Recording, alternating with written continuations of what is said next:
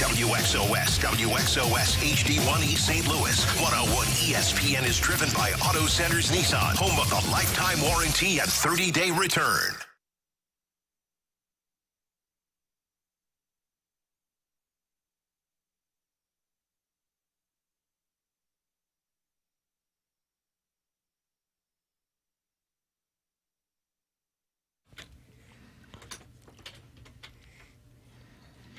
Jackson, it's a little early, a little too soon maybe, Tim, for a quick question.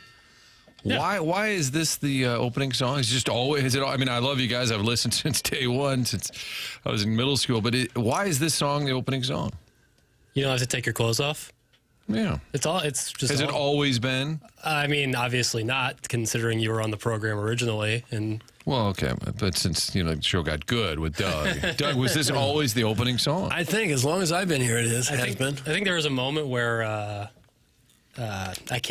Bismarck Key was maybe the open for a little bit. Tim would definitely know it. Well, I didn't know if you knew. Well, you're sort of a historian of the show. Ever since I've been listening to the program. And your dad forced you to listen when you were a young tyke. No. I found eventually I wanted to talk about with my brother and my dad about the program. And so I had to start listening. Look at you now. And I felt that's the day I fell in love with Doug. I beg your pardon, sir? With your talent. Your talent, clearly. Okay. It is the Morning After, presented by Brown and Crouppen, Friday edition. Doug, we're going to have some fun today. Okay. Kurt, Doug, Martin, Papers with you. Tim is out. Get that out of the way. Text in. Where's fine. Now, where's Tim? He is fine. He's not under the weather. No. Don't need to drop off food at his house or say any prayers. Mm-mm. He's fine. Well, you can kind of take the show and run with it because I'm not going to be much good to you today. You're not? After another Blues loss, no. Well, they're getting good at that. I don't know how much longer I can maintain this brave facade, pretend that it's going to happen again like it did 6 years ago. I don't know. I'm just thinking if they can just stay cold, they can get a good draft pick now. That's the new slogan. Mm-hmm. If they could just stay cold, they could get a good draft pick. Mm-hmm. I think you might be right about that. Boy, they do seem to have this down. Take a 2-goal lead, Doug, and then stop scoring. Well, and then you go to overtime, which is wide open, and anybody can win, and then you still lose. It looks to me like they get these leads, and then they sit back and are content to play defense for much of the third period. They did that for large stretches last night, too. They just, when they get the puck, they dump it in, and they change lines, and then they come back and set up defensively and just let the other team keep whacking at it, and sooner or later, one of those bounces in on them. And the later the game gets, you almost feel the ice tilt, don't you, where you just go, oh, God, they're going to lose. Oh, man, here it comes. Here, you can feel it. And when they get to overtime now, you do know they're going to lose. They're 0-6 in games that go to either overtime or a shootout. The odds would be you'd win one of those here or there, get a lucky bounce. The shame of it is Hofer played very well and at times was brilliant. And the goaltending has been better. The team has been better, but you're still not winning. And I know they get a point, and they seem somewhat okay with it. I only heard Falk. It was Falk, Hofer, and Montgomery that talked in the postgame. And I think they do feel like they're trending up. But I think Hofer's the only one I heard was that it just sucks to keep losing. And the bottom line, it's a weird deal in hockey. You get a point. If you had a friend that didn't follow hockey, Doug, and you explained to them, boy, we lost. No, got a point. Do you think they could wrap their head around that? Probably not. Because they do rationalize it at times. They got a point. They're tied for the league lead in overtime losses. Okay. And I don't know what you could make from that unless it's the fact that when it's 3-on-3, the more highly talented players, highly skilled offensive players have a better chance to score, and the Blues don't have a lot of those right now. There was a great opportunity. Robert Thomas, somewhat friend of the show, with a great feed to Kyrou. He just didn't put it in the back of the net. They had some chances for sure. In the end, they lose 3-2, so they're now 0-2 on the road trip. Yeah. Four straight losses. But again, in their last 16 games, Doug, just top of your head, the last 16 games, how many have they won? Oh, they probably won 3. 3 is the answer. That right? Yes. Okay. They've won 3 times. They've only won 3 out of 12 at home all year. Yes.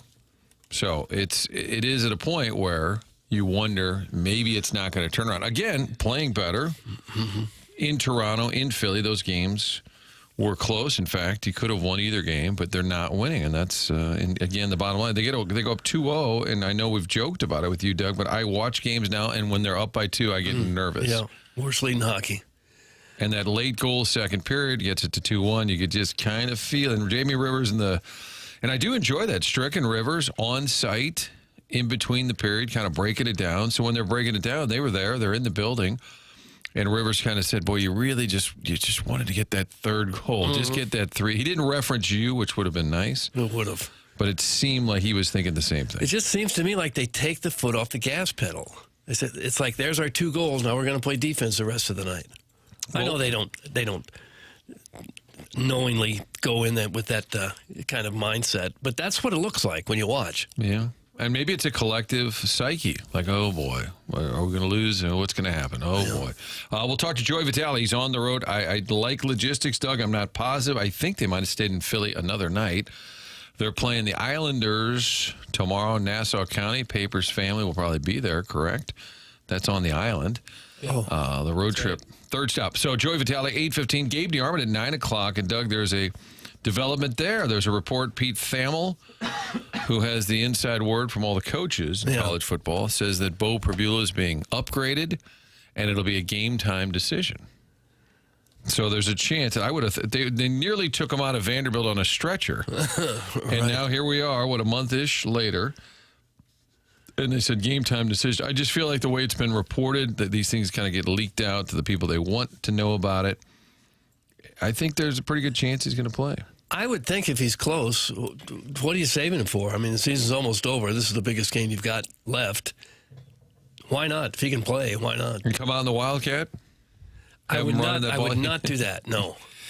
It will be interesting because it was an ankle injury, was it not? An ankle injury. And dislocated. And he's a running quarterback. So you wonder what that does to his game, because even in the first 5-6 games, we said, wow, he's pretty good, but he's better at running maybe even than at throwing. Here's the Pete Thamel tweet. Okay, here we go. Jackson Burkett, everybody. Missouri QB Beau Pribula is expected to be upgraded to questionable on the SEC availability report. He's medically cleared to play on Saturday, and it'll come down to a coach's decision with player input on how he looks/feels in order for him to play in Oklahoma.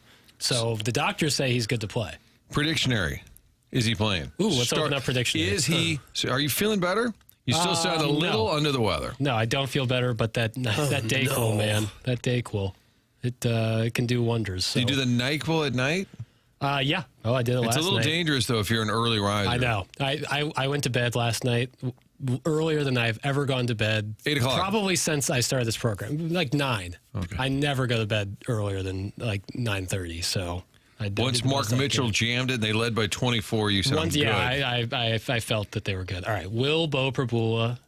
You say Bula. I say Bew. No, you're right. You're right. I'm wrong. Beau Pribula. But for Halloween, it's it'd be a tough cute last name to say. It doesn't roll off the tongue. Pribula, yeah. It's tough for me. Start against Oklahoma. Beau Pribula. All right. I'm going to say yes. I feel like the way this is being reported. I think he'll play, too. I saw him warming up before the Mississippi State game out there, and he looked so good, I thought, my gosh, he might play tonight. Doug, yes. Chairman. He says yes. Thumbs up. Chairman says yes. Okay, so we're 3 on the ghost of Tim. I'll say yes as well. Really? Yeah. All 4, okay. If he's borderline, you sure might as well get him in there, right? Yeah. Well, again, what are you saving him for at this point? I think Matt... I mean, you don't want the guy get hurt seriously, of course, but... If he's been cleared to play, he must be telling them that he feels okay. So I would think that he'd play. It is pretty miraculous. I guess we don't really know. Did they say dislocated? Or Drinkwitz immediately said in Nashville he'll be out a while. And I don't know what the team. We'll ask Gabe this. Gabe DeArmond, Power Mizzou at 9 o'clock. I think Matt Zollers is the greatest example of the backup quarterback syndrome. He came in for a little bit. There was this kid is the answer. Forget this Pribula. Now here we are. Okay, that's fine. Get the freshman out. We were a little overly optimistic there to think that a freshman in his first start could come in and be better than someone who'd played quite a bit. And I think you got to give the coaches some credit. If they thought Zollers was better than Pribula, he'd have been playing earlier, because for half the season they thought they had a real chance to get in the playoffs. You wouldn't sit a better quarterback. If you had somebody on the bench better than Pribula, they'd have played him. But it's the allure of the backup quarterback. Boy, if we could. Boy, did you see that he came in at the end and threw 3 passes, Doug? Let's get him out there. Yeah, we're better now. And now everyone's saying, well, if we want to win this game, we got to get back to Beau Pribula. So Mizzou, 11 a.m. start in Oklahoma. Does that help the Tigers? The theory is the road team coming in early, that the home team's a little sleepy too, that gives you a little bit of an advantage. Is that our theory around here? That the road team has an advantage with the early start? Unless it's USC playing in the East Coast time zone. It's better, but having said that, Oklahoma is playing for their lives. Every game, their last 2 games are for everything. You know, they got to win out. So if they're not prepared because it's the 11 a.m. game, then they had no business being in the playoff anyway. So I think if this was an earlier game, like Alabama game, where it was like the 5th or 6th game of the year. Earlier in the season. Yeah, exactly. Throw it out now. Different. This is when the men line up to play. Yeah. I think we may be overanalyzing if we think the game time is going to determine who the better team is. That's what we do. Maybe it helps you at night, get the crowd a little bit more revved up. I could see a little bit more energy in a crowd in a night game, but I don't think a lesser team is going to have a much better chance to win based on the starting time of the game. Lay it on me, Gabe. Lay it on me, Gabe. It'll be the first time we talked to Gabe since the Tuesday press conference where he was going into it and said to us and others, all right, guys, it's time to talk about it. We're bringing up the coaching carousel. Before he could, Eli Drinkwitz addressed it somewhat and then said, lay it on me, Gabe. We'll lay it on Gabe coming up at 9 o'clock. You can be part of the show always on the text line. Air Comfort Service text line, 314-399-9646.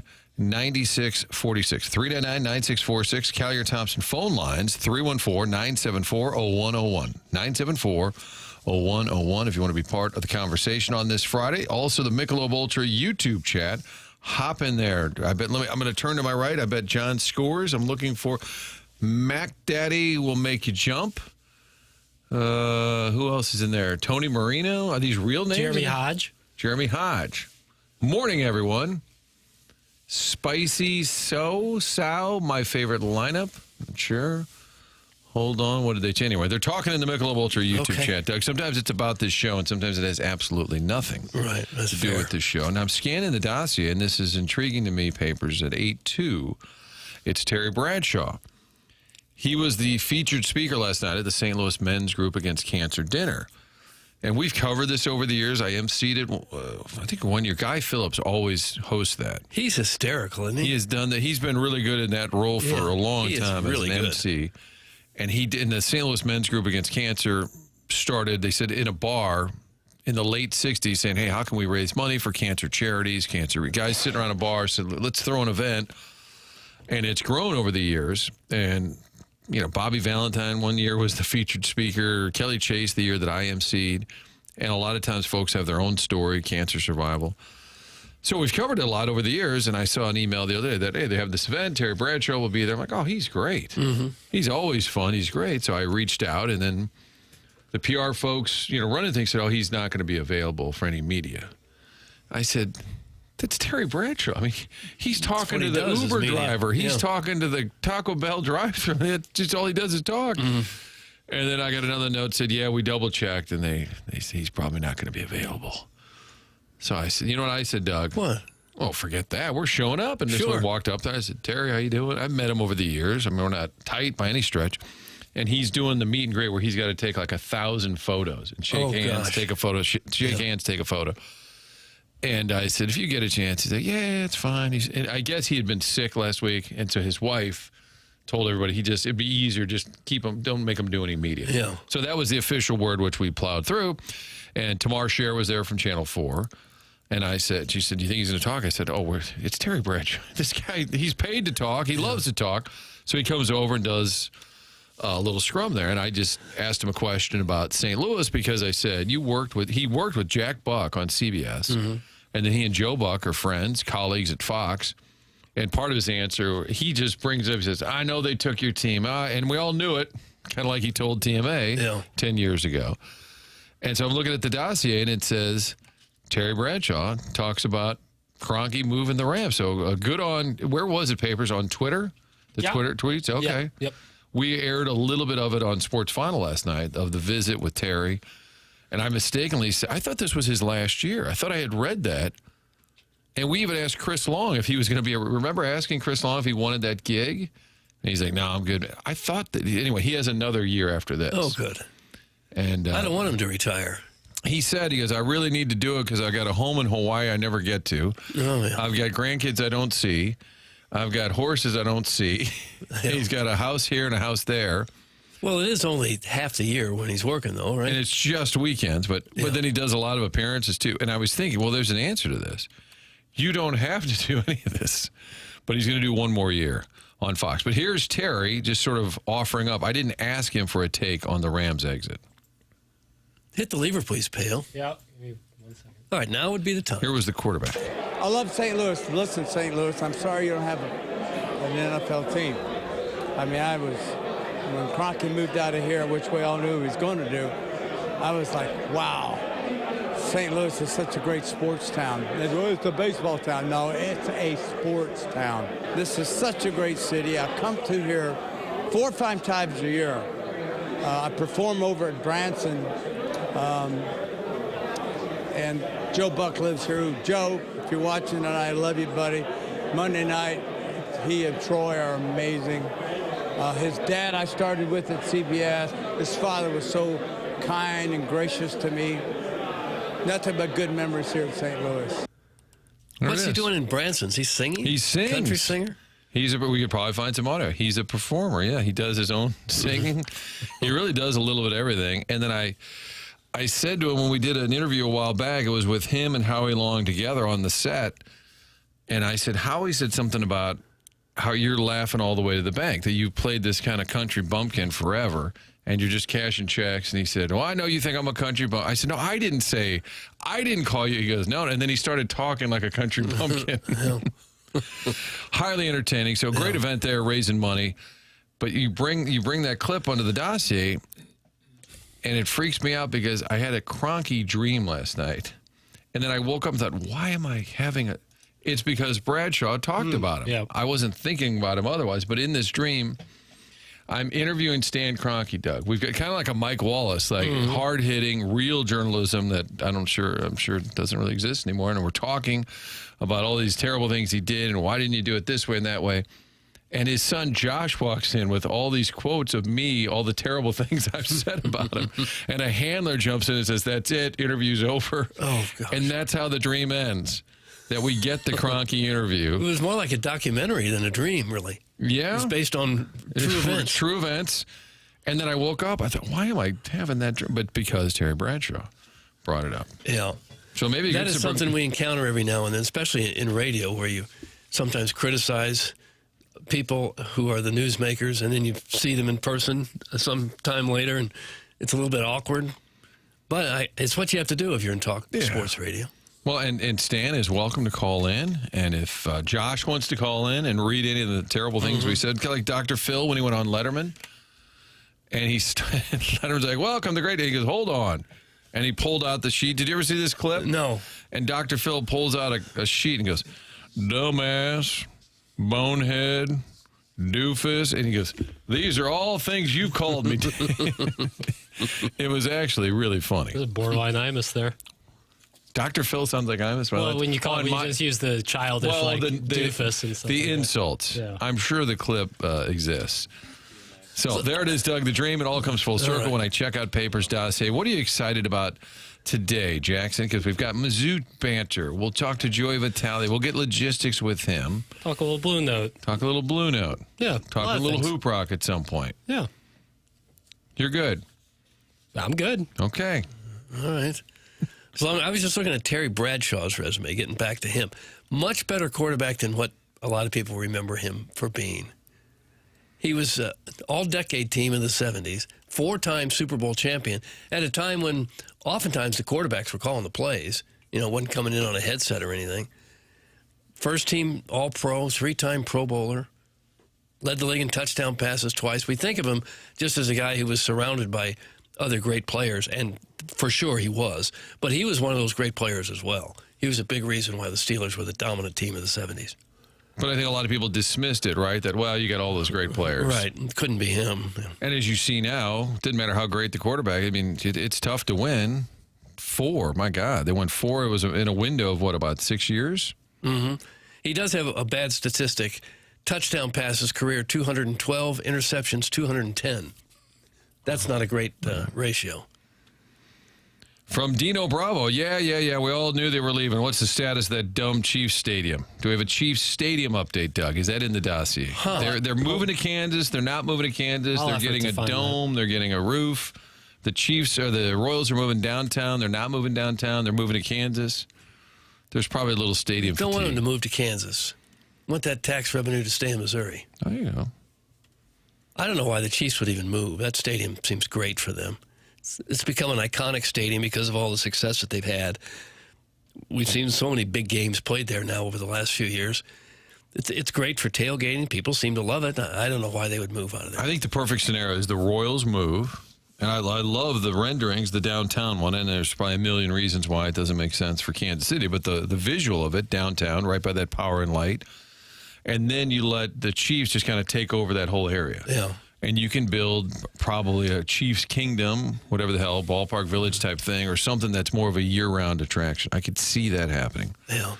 I don't know why they feel like the Royals has to be downtown. I mean, the Cardinals are downtown, and while it saved downtown for about 40 or 50 years, now they probably wish they hadn't built it downtown based on what the rest of downtown is going through now. But I think, and we could call our friends in Kansas City, Vahe Gregorian, Joel Goldberg, our Kansas City correspondents, but I think Kansas City's downtown is currently fairly popular. Yeah, I think it is. It's thriving. Mm-hmm. And our downtown was nothing until they built Busch Stadium 2 there. You old enough to remember that, what downtown looked like in the mid-'60s? No, I was not old enough it was for that. rough. It was rough. I've seen pictures, though, and there's not how about the early pictures of the arch? There's just not much there. No, just a bunch of warehouses. So were we always a bunch of county folk back then, even, too? There was nobody that wanted to be down by the arch, by the river? Well, it was industrial. There's a lot of manufacturing things going on down there. But once they built that Busch Stadium 2, they put up hotels and restaurants and bars and office buildings. It really made what you see of downtown St. Louis, if you like any of it, almost none of it was there before the Cardinals built that stadium, except for the old courthouse, maybe. Guys, I pictured Doug's body with Michael Landon's hair. What a smoke show. There you go. I don't know what Doug's that body with Michael Landon's For whatever hair. reason, I frequent New York Post for my links that I send, and there's been a lot of stories about Michael Landon recently. Lately? I guess someone just released a memoir or something, or a biography. There's a bunch of stuff about Little House on the Prairie, how he might not have been the most fun person to work with. Very odd. Well, if you're going to write a story about it now, this many years later, you have to spice it up with something to get people to want to 100%. read it, even if you have to make up stuff about someone being unpleasant. Right, either way, it's like ripped from Why today's now? headlines. Yeah. Little Why House on now? the Prairie. Percentage of people 30 and under that have heard the name Michael Landon, close to zero. Yeah, I mean, when did he And you're die? In the early 90s? And your social media looking for clicks, and that's where you're going to go with it? Yeah, he died in 91, so... Yeah, I would be surprised. Doug, Yugoslavia is not happy because Tim's not on the radio. That's from the Yugoslavian Bruiser. Huh. Do we have a large audience from Yugoslavia? Yugoslavia doesn't even exist anymore. No, it does not. Let's see. Bosnia has become Croatia. Serbia. It formed the following countries, Macedonia. Martin. The individual nations of Bosnia and Herzegovina, Croatia, North Macedonia, Montenegro, Serbia, and Slovenia. That's a lot of countries chopped up. Mm-hmm. It's a lot of possible NBA MVPs in that. They grow them that tall list. there. They grow them really Certainly tall. in Serbia and Slovenia. Mm-hmm. Some Fellas Texans are can play some happy. ball. Some Texans are not happy. Some are happy. The shows have never been better the last 2 days. That's from the 314. That's a shot at Tim. And then the next texter is mad. Talk about the GD F1 Las Vegas Grand Prix. Guys, there's a race in Las Vegas. It's called the Las Vegas Grand Prix. When We talked about it. When Chairman and I were out in Vegas about 2 years ago, is that right, Chairman? They were setting up that whole thing in Las Vegas, shutting down like half of Las Vegas Boulevard. It took me and Kurt, I don't know, about 45 minutes to get 3 blocks. Meanwhile, our Uber driver was playing aggressive house music the whole time. It was not super fun. Did he have the one earpiece in, dangling with a wire attached to it? I always feel like it's a movie scene. They have one earpiece, and it's usually connected to a cable. And they're speaking another language, and you just assume they're talking about you. It was a scene, man. No, this guy was, he seemed homegrown. Maybe on something that was homegrown. Homegrown. Yeah, it was a whole scene. Well, I didn't do any show prep at all on the Las Vegas Grand Prix. All right, well, we talked about it. You guys are going to have to take this in the one. break, you're going to have to bone up. Okay. All they Serious said, boning. all they said was to talk about it. It's been talked about. Yeah. It seems like people who are into that are either all into it, it's the most important sport in the world, or they have zero interest at all. I like that There doesn't seem take. to be a lot of middle ground If there. I was Tony Reale, I'd give you a couple points for that take Would because you? I agree. Because it's like, it seems like there's not a ton of casual F1 fans. No. Like there's casual baseball fans or casual football fans. I say Pribula will play. Write it down, Jackson. Thank you. The millennial. So now the listeners would like to be in on All right, I'm prediction. going to add the millennial. Arbor Day says, how fun is it to work at a job where you get to sit in a Petri dish all morning with your sick colleagues? Quite an industry. You're plowing through. Connie Lassiter and Greg Bickle says Dayquil is actually not effective. It does nothing to improve the inflammation of your sinuses. We've got doctors listening to this show. Well, it seems to help me. If it's a placebo, it doesn't. If it Still works. achieves the results, then what do I care? And what do they put in NyQuil that they don't put in Dayquil? That makes NyQuil Probably effective. some sleeping agent, whatever some, that is. some kind of muscle relaxant, probably. I like the word agent. That's a good word. That's really good. You're waxing your own card there, but I like it. Everybody acting like Beau's a good quarterback. Still going to get waxed. That's from the Big Show. Probably, but you know what? Why? If he's the best quarterback they have, then he should be playing. 100%. 100%. Guys, why does Booch, player that's been playing the worst on the team, get the most ice time? That's from Cuckleberry Finn. And we have Joey Vitale coming up. We'll ask him that. Booch played 19:04, 19 minutes, 4 seconds. He did play the most of all the forwards last night. Blues lose 3-2 to the Flyers. They're on the Isle tomorrow to take on the Islanders, part of the 5-game road trip. You'll hear all the action right here on 101 ESPN. TMA is powered by Brown & Crouppen.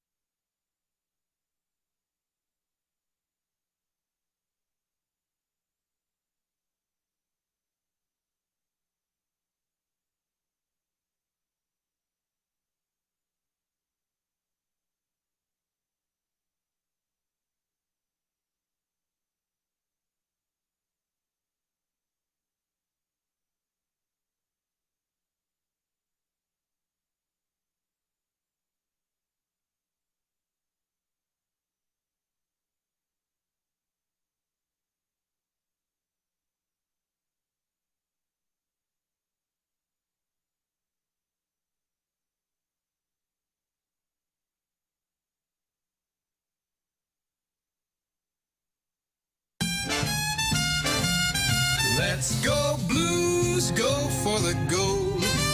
For that cup I'd sell my soul. Nothing better than playoff time.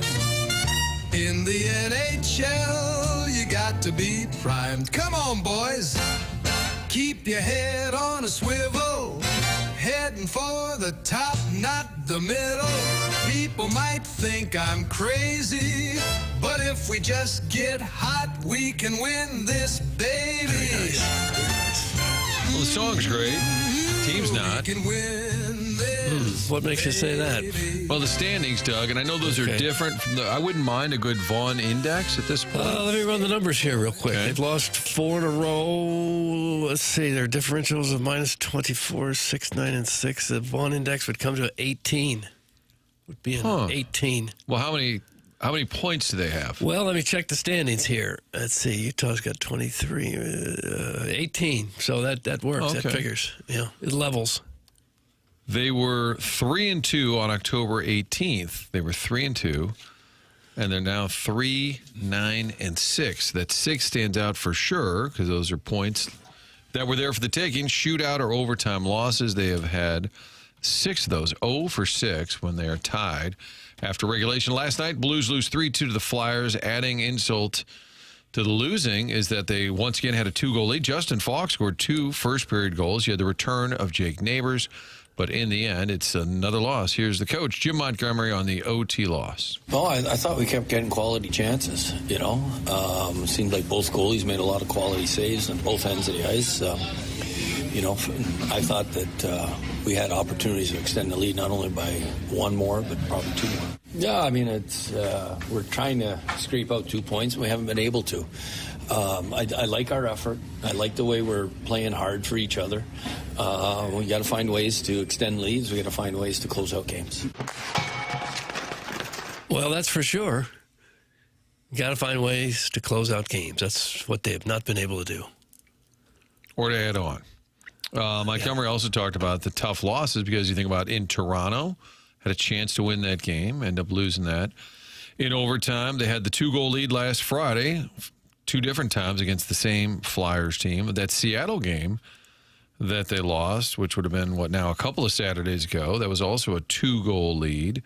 Montgomery on just the overall frustration. But you know what? That's the league. The league is hard, and but we're a resilient group. I like the way we're competing. Our process has been good here. We just need to finish more goals, opportunities, and we need to close out games. You know, we got to protect the middle of the ice a little bit better than what we've been doing in really in important minutes. They've had some awfully painful and close defeats. As you said, in the last 2 weeks, Vegas beat them 4-1, but their other losses have been 4-3 in overtime, 6-5 in a shootout, and 2 3-2 overtime losses. Yeah, I think where they'd be if you could spin even half that. Yeah, just one more bounce of the puck somewhere in there, and they're really on a roll. Well, the goaltending's been better. The games have been closer. But the frustration is it doesn't matter. You get that point, and it is such a weird thing. Hey, we got a point. And almost every time when they lose in overtime, well, we got a point. But much like the Flyers game last week, you're up 3-1. You're up 5-3. How are you losing that game? Even the 2-0 last night, that was in the first period. You had all kinds of time to get another goal. Mm-hmm. And then you hang your goalie out to dry in overtime. And it happens with the 3-on-3. But Joel Hofer talked about that goal. Yeah, I got to stop it. I don't know. It's tough. I don't know. Overtimes and shootouts are tough. For us right now, but can't do anything about it now. We just gotta, keep getting better at it, and hopefully they go our way soon. Only 6 points out of a wild card spot. How about that? It's still November. Yeah, that doesn't sound bad when you consider they've got almost 61 games still to play, or whatever it is, 60 some odd games to play, and you're 6 points down. You gotta really fight the urge as a player for sure to not say, well, this season's over. Well, and I think as a coach, that's always the trick. When do you say, this is ridiculous, we got to clean it up, start winning these damn games? When do you throw a trash can and you got the guys are like, whatever, coach, like they tune you out? So I think they tend to, most of them, be overly positive because they feel like the guys are disappointed enough. You don't want to beat them down. Justin talked about, he even said, I know, Doug, this is your thing. The question was about 2-goal leads. And I think the edited part out of this, Doug, is where he said, it's like Vaughn always says. You know, I don't know. It's tough. It's you gotta find ways to keep your foot on the gas. You can't sit back. You can't get comfortable and play safe and play defensive and just hoping to win the game. You gotta put your foot down and still be aggressive and make them come 200 feet. There's a lot of little parts of the game that get amplified when you're up 2. Everything gets a little harder. You gotta they're pushing a little bit more, so you gotta dig in and just really try and limit them. And a lot of times that happens from sustaining some pressure in the O zone and through the neutral zone. Yeah, he did not mention me, but that's what I was saying earlier. It just seems like they get ahead and then they fall back. They said, that's all the goals we need. We'll just play defense now. It doesn't work. And I would love to know, and again, Joey Vitale with the team, played in the NHL, ask him from his vantage point, does he see them altering their approach? Can you see it play out when you're there in the building? Is there something strategically different? It would be ridiculous if it's 2-0 in the first period. If you're up by 2 goals and there's 5 minutes to go, for sure, right? Park the bus. But if you're up 2-0 in the first period, just keep playing the game, right? And maybe it just happens organically. Maybe guys just get a little nervous. Oh, we got a 2-goal lead. I'm not going to take a chance. A defenseman's not going to pinch. You know, it's like maybe they just kind of individually make these choices, and then collectively they are kind of getting cautious. Yeah, I think they probably are a team that's real fragile now with their psyche. They assume things are going to go poorly, and when teams struggle, that's probably the number one thing that creeps in the room. Losing the confidence. Now they're just waiting for something to go wrong. As poorly as things have gone, I would not expect them to make a bunch of trades right now, just because everybody's at the low end of their value based on the way they've produced so far this year. But also, there is a long way to go, and the longer the season plays out, the more likely it is for some contender to have a player go down, some key player get hurt, and then maybe you get a little bit more for a veteran that you might want to trade. If a team is desperate for a center or a winger or a power play guy, whatever, if they think they got a real shot to go a ways in the playoffs, and the Blues might have a player that they really want, then the Blues could get, it figures that they would get more for that player than they're going to get right now. I am still surprised. I thought it was going to be last night. I'm surprised that Buchnevich wouldn't be a healthy scratch, and not to embarrass him as much as, and then you say, I think he needs a mental break. He's got 2 goals in the first 21. He hasn't scored since late October.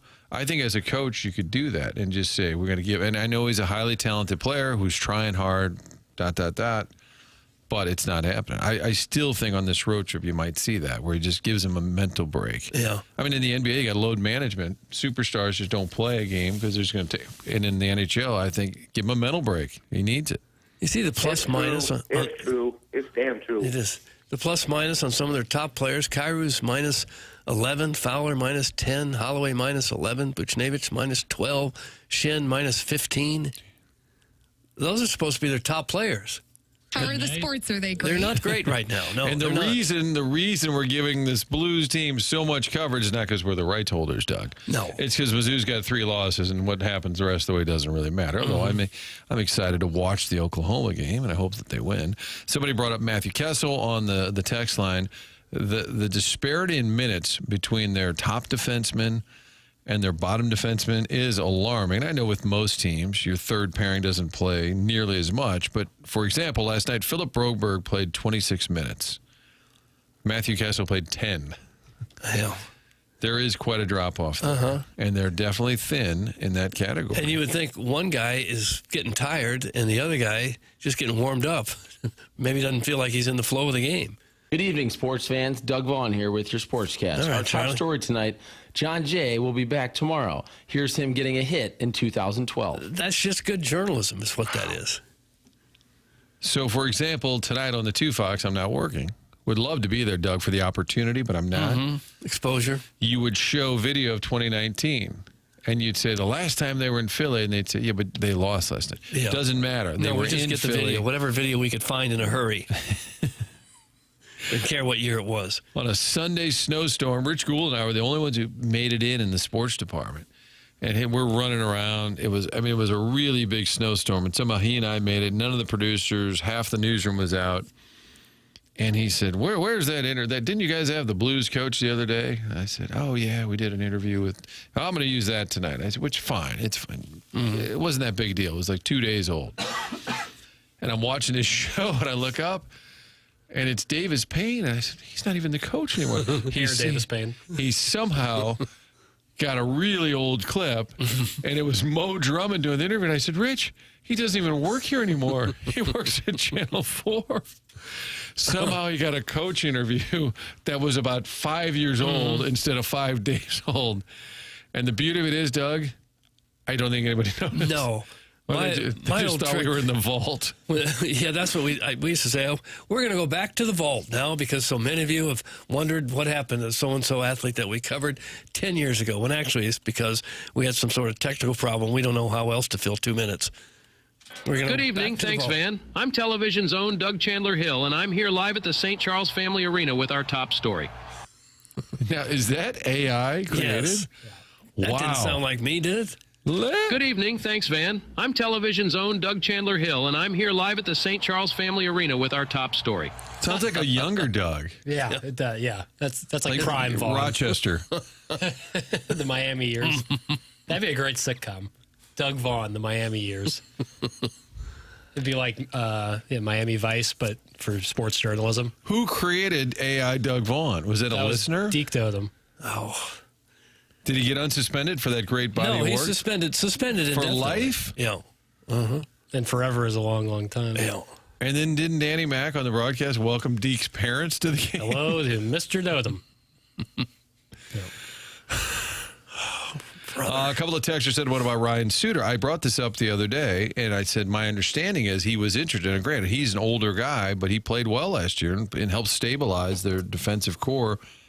My understanding is they talked to him, but he wanted to know about playing time. What's the plan? Because if you're that age, you don't want to sit in the press box. You don't want to be a healthy scratch more times than not. And I don't think they were willing to give him a commitment. That's my understanding. And again, maybe Joey Vitale knows a little more about that, but it does seem like their group there, the bottom group, is struggling a little bit. Logan Mayu has to be a huge disappointment to him right now because they were counting on this guy to be one of their 6. And he's back in the minor leagues after 9 games with very little production and a minus 12, plus minus. They just didn't feel like he was ready at all. And I think they were counting on to be one of the regular 6 defensemen. And when he's not up to it, now they got to adjust and find somebody else. Send Booch on one of those 3-week vacations, a.k.a. the Vaughn Special. Feels like with the Cardinals, people were often requesting them to be sent into the sun. Mm-hmm. We're not getting that much with the Blues. They don't do the sun. I saw a couple that said into the moon. Interesting. So, like, when it's a Cardinal pitcher, especially who's terrible, they get launched right to the sun. Would you rather be launched to the moon or the sun? Likely the moon, right? This is a great sports you're going to radio freeze question. if you go to the moon, and you're going to burn up if you go to the sun. Yeah. Well, yeah, if you're not in the spacesuit. I think it's sooner or later you'd burn up anyway going to the sun. By the way, totally off topic. Did you see the picture of the guy who, did a skydive directly in the line of the sun, and this picture of him, like his silhouette is right against the sun? It's unbelievable. He's like at the very top of the atmosphere, and he jumps from there, and there's this unbelievable picture of him with like solar flares, like the actual sun right behind him. It's incredible. Huh. Do you know what year this was? This has just happened. Just happened. Yeah. And he's skydiving from the edge of the atmosphere? Yeah. People have done that decent amount. Yeah. Papers people have taken to your suggestion. Now they have new ideas where to send Buchnevich. Back to the Rangers. Send him to Belize. You think he'd like to go to Belize for a little getaway? Well, this time of year wouldn't be the worst thing in the world. It's down there by Mexico, right? Yeah, Andrew McCarthy is the guy's name. The actor that was in Pretty in Pink? He was part of the Brat Pack? He's the guy skydiving? The image he took the picture. Oh. Features his friend Gabriel Brown, the YouTuber and skydiver, mid-free fall during a skydive jump. Jackson, that's AI generated from the Jerkwood from Kirkwood. No, everyone's saying that this is not AI generated. Who said that, Arch? I'm reading the story right here saying it's not. It's not. How high do you have to jump and land on the earth before it doesn't matter how much higher you go? like at certain death at what height? If you fall off a building at 30 feet, you got a chance to survive that, right? 30 feet, sure. Yeah. Well, you're going to break your legs. But if you get like to 60, 70 feet, is that almost certain death? 100 feet, I think, would be certain death. Yeah. I guess whenever you can reach maximum velocity. So for skydiving, it doesn't really matter how high you're jumping. Right. One way or the unless other. that parachute goes off, yeah, you're cooked. There are the stories of a few people whose parachutes didn't go off and they still survived. Like they hit the slope of a mountain covered in snow. Oof. Send Boots to Springfield. Send Bruce Nevich, 2 names, Bruce, last name Nevich, to Siberia. That's not in his contract. You can't just send people to other countries. Meanwhile, Zach Bolduc, yeah, that guy, has 1 goal and 2 assists in his last 17 games. But an earlier texter did say, we gave up Bolduc for this guy, which, again, if Bolduc ends up having a nice career and Mayu does not. He got off to a fast start, Bolduc did, but hadn't done much since. That's correct. They're calling that photo the fall of Icarus. I like that. Who was Icarus? That's the guy who flew too close to the sun. The old story. Okay, I'm not familiar with his tale. I thought you were a classics major. I thought this was something you knew. Icarus. Yeah. Icarus, you've heard the story, flying too close to the sun. Mm-hmm. That's Icarus. And is that why we shoot them straight to the sun as an homage? Greek mythology, Icarus was the son of the master craftsman and the architect of the labyrinth. And, yeah. Doug, if one of the Blues are traded, will you buy their house, kind of like Holiday and Molina? Huh. Just pick up their house? I wish I could. Couldn't afford any of their houses. How is Eric Fetty still alive? It's beyond me. He was sent to the sun 7 times last summer. You got to respect the man. Yeah. He did get to the sun, and then he pitched for the Braves and the Brewers. When you guys were playing sports, whether that was high school or whatever, did you like the idea that if you were to play poorly in a game, people would suggest you be shot into the sun? There's sometimes it just kind of felt like that. That seemed fair? No, it didn't seem fair. No. Send Booch to Webster. Just keep him out of Cottleville. Now, here we go. It's Webster versus Cottleville, even when talking about Bruce Nevich. One of the stranger wars that goes on. Yeah. Of all the cities you wouldn't think would be in this heated conflict, Cottleville and Webster, I just don't get it. Yeah. But I don't get much of what our texters say, so figures. They speak in code, Doug. You guys are fighting the good fight to get to 11 o'clock, but I didn't have how far can you fall before you die on my bingo card. Terrific stuff. That's from Arbor Day. Yeah, I think it's about 100 feet, probably. You would have a shot inside of that. I mean, is the story 10 feet or is it more? I'm crowdsourcing. 10 to 12 feet, I think. How tall is a story? Because I feel like 3 stories is about as big as a story is typically between 8 and 14 feet tall. Okay. But although common average is around 10 feet. Mm-hmm. If you've seen Breaking Bad, you would know my Vacation to Belize reference. I watched Breaking Bad, but I don't recall that. I apologize. It's been some time since. Who went to Belize? I can't remember. Maybe it's a reference when you're about to off somebody. Yeah. Feels like it could be a Sopranos-esque line, too. Send Booch to the Pirates. Maybe they'll open his eyes. Is that a new report, guys? Referencing what you guys are talking about. There's 3 Breaking shows Bad going used trip to Belize as a euphemism for murder. Oh. Jake in St. John. Martin, can you please pay attention to the YouTube chat? Thank you. All right, the YouTube chat is not up for me currently. No, we can't see it. Okay. I'm looking up to the screen, the Ed Herman glance, to see what insulting things are being said. Jeremy Hodge just said he pushed a wrestler. Does that help, Doug? He pushed a wrestler. A wrestler. What is that supposed to mean? I don't know. That's in the YouTube chat. I'm not ignoring it. It's brought to you by Michelob Ultra. The show is brought to you by Brown & Crouppen. Text line is brought to you by Air Comfort Service. 399-9646. Collier & Thompson phone lines at 974-0101. Chairman Kurt on the phones. Martin, Doug, Jackson with you. Joey Vitale at 8:15. Gabe DeArmond coming up at 9 o'clock here on TMA.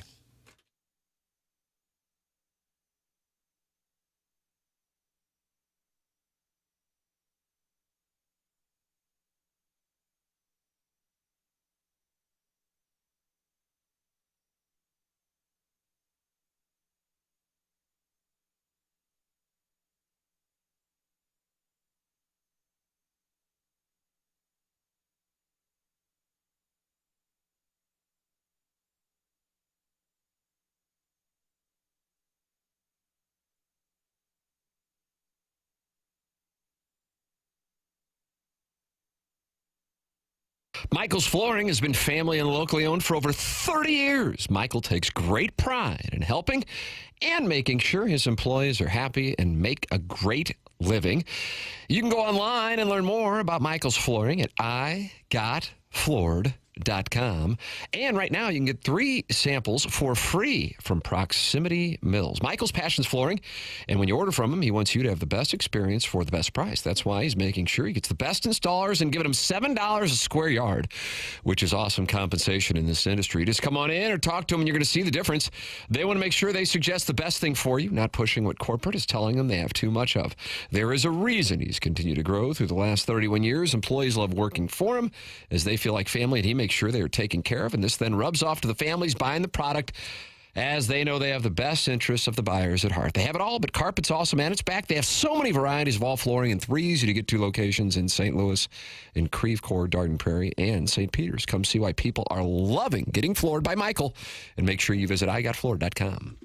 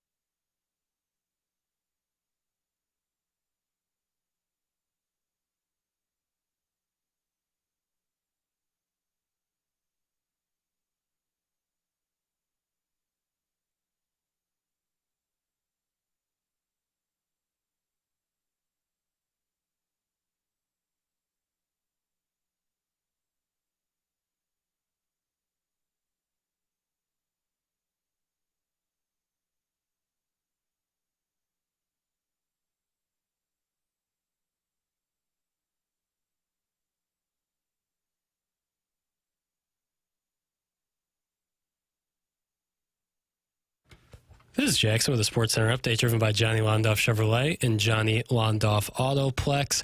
The Blues lose last night in overtime 3-2 at the hands of the Philadelphia Flyers. Off today, back in action tomorrow. A little afternoon tilt against the Islanders. That's going to be a 1:30 p.m. pregame with a 2:30 puck drop right here on your home of the Blues, 101 ESPN. That was another Sports Center update driven by Johnny Londoff Chevrolet and Johnny Londoff Autoplex. See you on Londoff.com. Chevy, together we drive. Are you kidding me?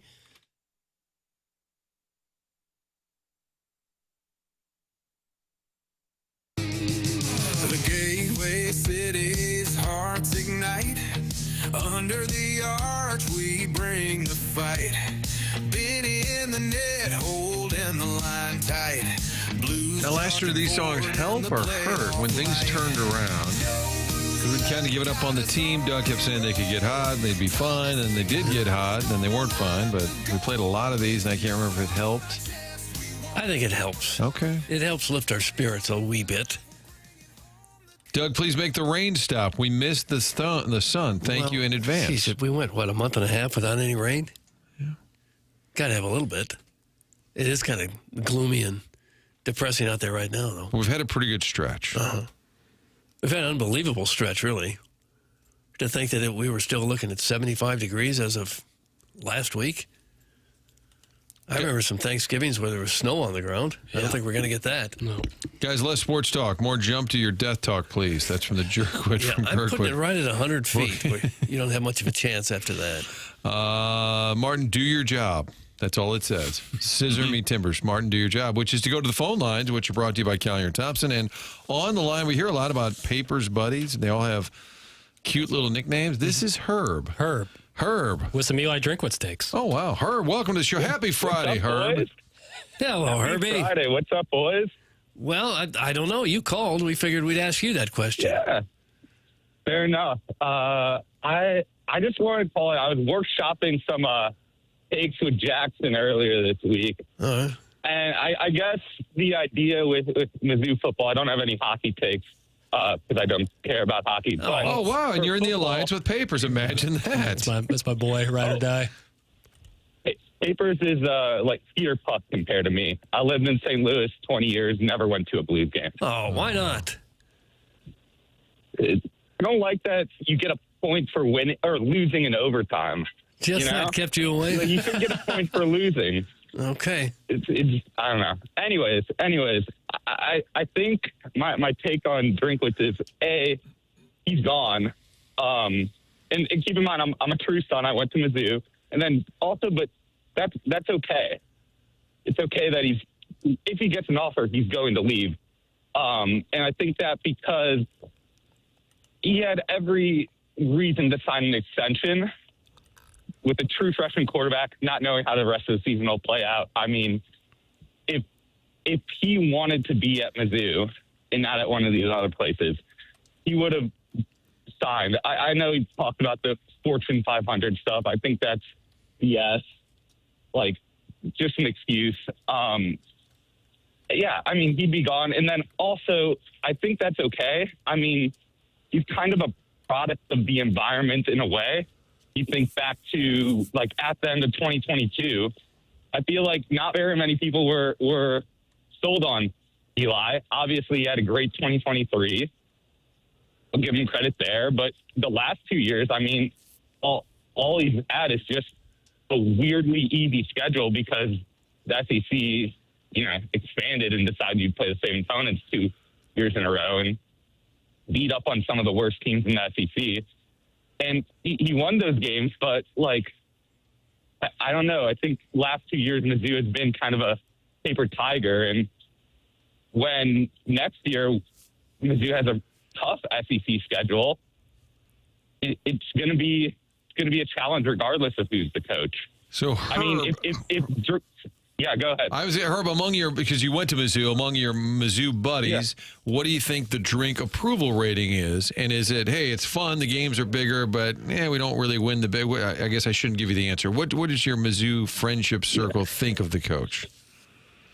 I think it's generally high approval because, like you said, it's like Mizzou football is exciting. I think he's a great salesman. I don't think anyone would argue that. But, like, again, it's still same old Mizzou. Finds a way to lose the big games. Can't quite get there. You know, I don't think he's really changed that. Would it be safe to say, Herb, that you think that Eli Drinkwitz has elevated Missouri to a level it wasn't at 5-6 years ago, but has failed to break the ceiling of that next level? My question is, do you think that Eli Drinkwitz has the capability to break that ceiling? I don't think he's shown it yet. I mean, yes, he's broken the level, but, like, let's be honest, if Mizzou had Florida's schedule the last 2 years, I don't know if Drinkwitz is the coach right now. And Mizzou next season, we've talked a lot about it, but the SEC portion at least, the conference schedule, Oklahoma is coming to Faurot Field, Texas is coming, Texas A&M is coming back, and then Mizzou travels to Georgia, and they travel to Ole Miss. So the schedule does look a little more daunting next year. Herb, Herb is not your real name. Is that fair? Herb is not my real name. It's a nickname. There you go. But where did it come from, this nickname of yours? Herb Jones, New Orleans Pelicans. Oh, clearly. Is that right? Hey, lockdown defender. Yeah. Okay. Herb's a good ball player. Okay. Yeah, that should have been obvious to me. Well, Herb, I hate to break it to you, but Herb, it's not playing well in the text line. I don't know if you saw that coming or not, but thank you for... Not super surprised. All right, thank you, boys. I'm heading into work now. All right, sorry to bother you, Herb. Jeez, there's the upset, Doug. He's got a job. Oh, yeah. Herb's in NYC. Oh, he's in NYC? Yeah, Manhattan living. Ooh. What's he do up there? Work. What kind of work? Work. Oh. If it's not, so it's secretive. If it's not media or show business, I don't even. You don't care. Recognize it. Maybe it's something in the financial sector. Spreadsheets and such. And none. Okay. Manute Bowl eligible said, unless it's the ghost of Herb Humphreys, no more Herbs on the show, please. I've never been less proud to be a Mizzou alum. That's from Manute Bowl eligible. And then I think this is more of a serious response. Sorry, Herb, this is a bad take. Eli not signing keeps his name in the national media, which is a great recruiting tool. Same for Lane at Ole Miss. They aren't going to do anything before the end of the season. I think something that we talked about is he wants, while he had, even if he's planning on staying, Predictionary I said he would leave. But if you're planning on staying, you milk it a little bit, trying to get this whole NIL thing. If he really believes that's the difference, is getting these Fortune 500 companies, you play the leverage game, and Mizzou says, hey, we're trying to get him to stay. Can you just get on board? That's where I talked with Herb earlier this week over text, and that's where we disagree. Is like I don't think him not signing the extension is like a sign. Exactly. I think it makes more sense for so many reasons. Leverage for his own personal, what you just said with the keeping your name in the national media, which helps with recruiting, having some leverage in that way. Like, I think there's a lot of benefits to not signing, even if he intends to stay, not doing it just right away. But does it really help with recruiting when those recruits might not know for sure that you're even going to be there? Sure. I get that. I get that from that standpoint. But also, you know, we've talked about this. What's more important, the high school recruiting or the transfer portal? And those kids can't leave until January. So if he does sign before then, but his name's been in the media as this like coach that might go to Penn State or might go to LSU, some transfer portal players might be like, oh, he's staying in Missouri, some consistency as opposed to a brand new start. Maybe that's a benefit. Maybe that's where I want to go play next year. I'm not saying that that is the most logical reason, but you got to think like sometimes people don't make make decisions based on all logic, and sometimes it's on feel or on circumstance. I don't know. Guys, it's hard to think that Mizzou's moving in the right direction. The longtime basement team Vanderbilt has for sure passed Mizzou now. Not a good sign for Drink. That's from the Swing Haven board member. They're playing better, but it doesn't make it like necessarily like a better destination for someone who's looking to transfer. And that's why the Oklahoma game, where it doesn't matter, quote unquote, does not matter, because you're not getting into the playoff this year. Although Doug did have a scenario where if every single team, maybe 12 of them, were to lose, it would at least open the door just a slight bit. Truman. But if you win that game, at least Drinkwitz can say, listen, that was a big-time game. Oklahoma had everything to play for, and we went in there and we beat them. I wouldn't predict that. Are we doing SEC games later? Yeah. Are we doing okay. So we'll get to the Mizzou predictions. If they beat Oklahoma, their conference record would be the same as Oklahoma's at 4-3. Yeah. Right. And they'd also both be 8-3 overall. Yep. Did Herb vote for Mondavi? Sounds like he smokes too much herb. Not fair. Not fair to my boy. So if Drink leaves, do we get to blame Tim's spreadsheet? That actually was texted in yesterday as well. Do we think the spreadsheet, which was just a bunch of facts, would be a reason? Like, daggum, they came after me and all that other crud was going on? Well, if that is the reason, then he probably shouldn't have been here in the first place. If objective data is what could cause him to leave. Herb was told to suck rocks. That's from Ray King. Oh, come on, Ray. Suck rocks. I've heard of kick rocks. Yeah, well, it's a new twist. You could damage your teeth, I'd say. Why doesn't this guy visit the sun and Belize? How close do you get to the sun? Oh, here we go, Doug. He's got I think questions. the guy jumped 3,500 feet with that picture. Well, it's probably still freezing cold at that level. yeah. But how close until it starts to get hot? To the sun? How far into space do you go from being cold? My God, who turned on the thermostat? All right, you and me, Doug, this afternoon, we'll go to Cape Canaveral. We'll sneak onto a ship, a rocket ship, and we'll just fire ourselves up there. It'll take about 3 months. 93 million miles to the sun. Right? Yeah, I think I read something like 3.5 months it takes to get there. How would anyone know? Well, you can just based on the distance. Yeah. But you'd melt before you got there, so it would take you longer than that. Yeah. Yeah, you'd burn And out. Venus is just molten like lava and gas, right? Yeah. So you want to go So there? you don't want to get that far. Right. So what planet are we going to? I don't think you get to stop over at a planet. No. There's nowhere to land. I guess Mars. We can go to Mars. Shoot Herb to Neptune. Cold. Holy cow, Herb, take a breath. Please gong this guy. You can't win as a call. You must actually hate your I told him. I go, you're going to call, and everyone's going to hate it. Get him off That the didn't deter airwaves. Papers swing and a miss on Herb. I thought Chairman You didn't Kirk tell can him back to me call up. in. I didn't coerce him into calling in. He told me, he's like, I really want to call in. It was a Some free reasonable states. take. Is this he loser thinks on a he's gone. treadmill? He thinks he's gone, and he thinks Mizzou can recover and find someone else that good. He's allowed to have takes. Yeah. Ring the buzzer. You must actually hate your listeners. It's a lot. All it takes is one It's not call. fair, man. And I love Papers, and I love his friends by extension. But anyone who does venture to call in or to host a show when Tim's out, somebody sent me to Sudan. That's where I was sent. I think the Which I listeners, believe is probably a hostile place in this moment. Not a great place to go right now. Correct. I think the listeners like the calls just so they can type in how much they hate the calls. 100%. Well, that's it's part of the circus we got going on over here.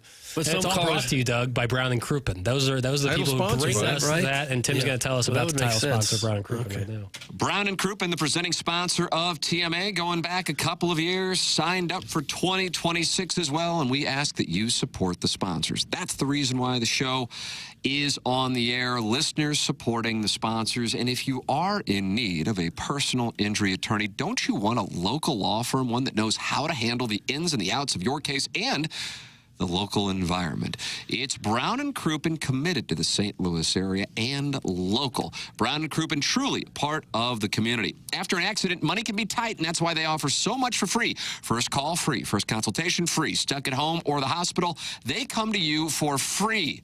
If you think you may need Brown and Crouppen services, call 314-222-2222 or go to brownandcrouppen.com and make sure you let them know you heard about them on TMA. The choice of a lawyer is an important decision and should not be based solely on advertising. Past results are no guarantee of future results, and every case is different and must be judged on its own accord. Sure, it's Friday, but let's get Jackson's friends to call in and ramble about nonsense when some of us are driving to Norman to witness an upset. Be better, pal. How about that? Somebody's driving in. I would actually like to talk to the folks driving in call Norman. in. Call If in. you didn't like the call earlier, Top it. call your own damn self. The bar has been set for you, the callers. Driving to Norman. Why don't you just tell us the take you'd like to give? Did you see we had a fatal shooting at the airport this morning? I did. I just went to the New Doug York said Post that. earlier. You kind of said that with a glimmer in your eye. That was a You little, just never know what's going to happen in the city. Yeah, Jeez. real mixed 1 bag. a.m., guy had a knife and they wouldn't drop it. At the airport? I missed Yeah, this. advanced at the police officers. They tased him, and I guess he kept coming. They shot him. Oof. Wow. In other news, Joey Vitale is next. He's on the East Coast with the Blues. They lose to the Flyers 3-2 in overtime last night, despite another 2-goal lead. We'll break it down with Joey next on TMA.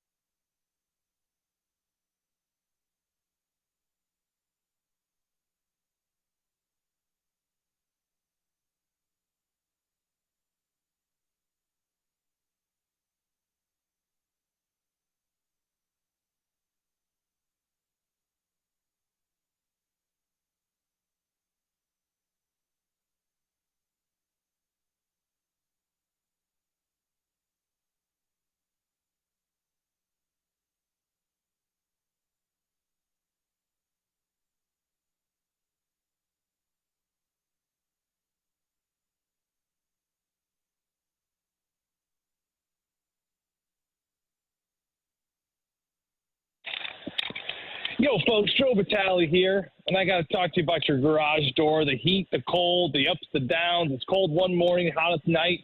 Those springs can get a little finicky. I know from experience, it ain't good. The squealing, the squawking, it wakes everyone up in the house, and mama's not happy, kids aren't happy. So let's get that garage door tuned up so you guys can be up and out your way and depend on that thing to do the job it's supposed to do. Any garage door needs, give my friend Jason a call at 636-782-3608. Schaefer Door Company. That's his company. It's a personalized St. Louis company, rather. They do a heck of a job. They take care of people in local. They take care of people around the St. Louis area. They're going to give you the personal touch, but they got enough workers to get around the St. Louis area and give you the touch you need in a timely manner. So give them a call, 636-782-3608. Jason and his wonderful company at SchaeferDoorGarageCompany.com. You guys can get everything you need. Schaefer Door, Clopay Master, authorized dealer.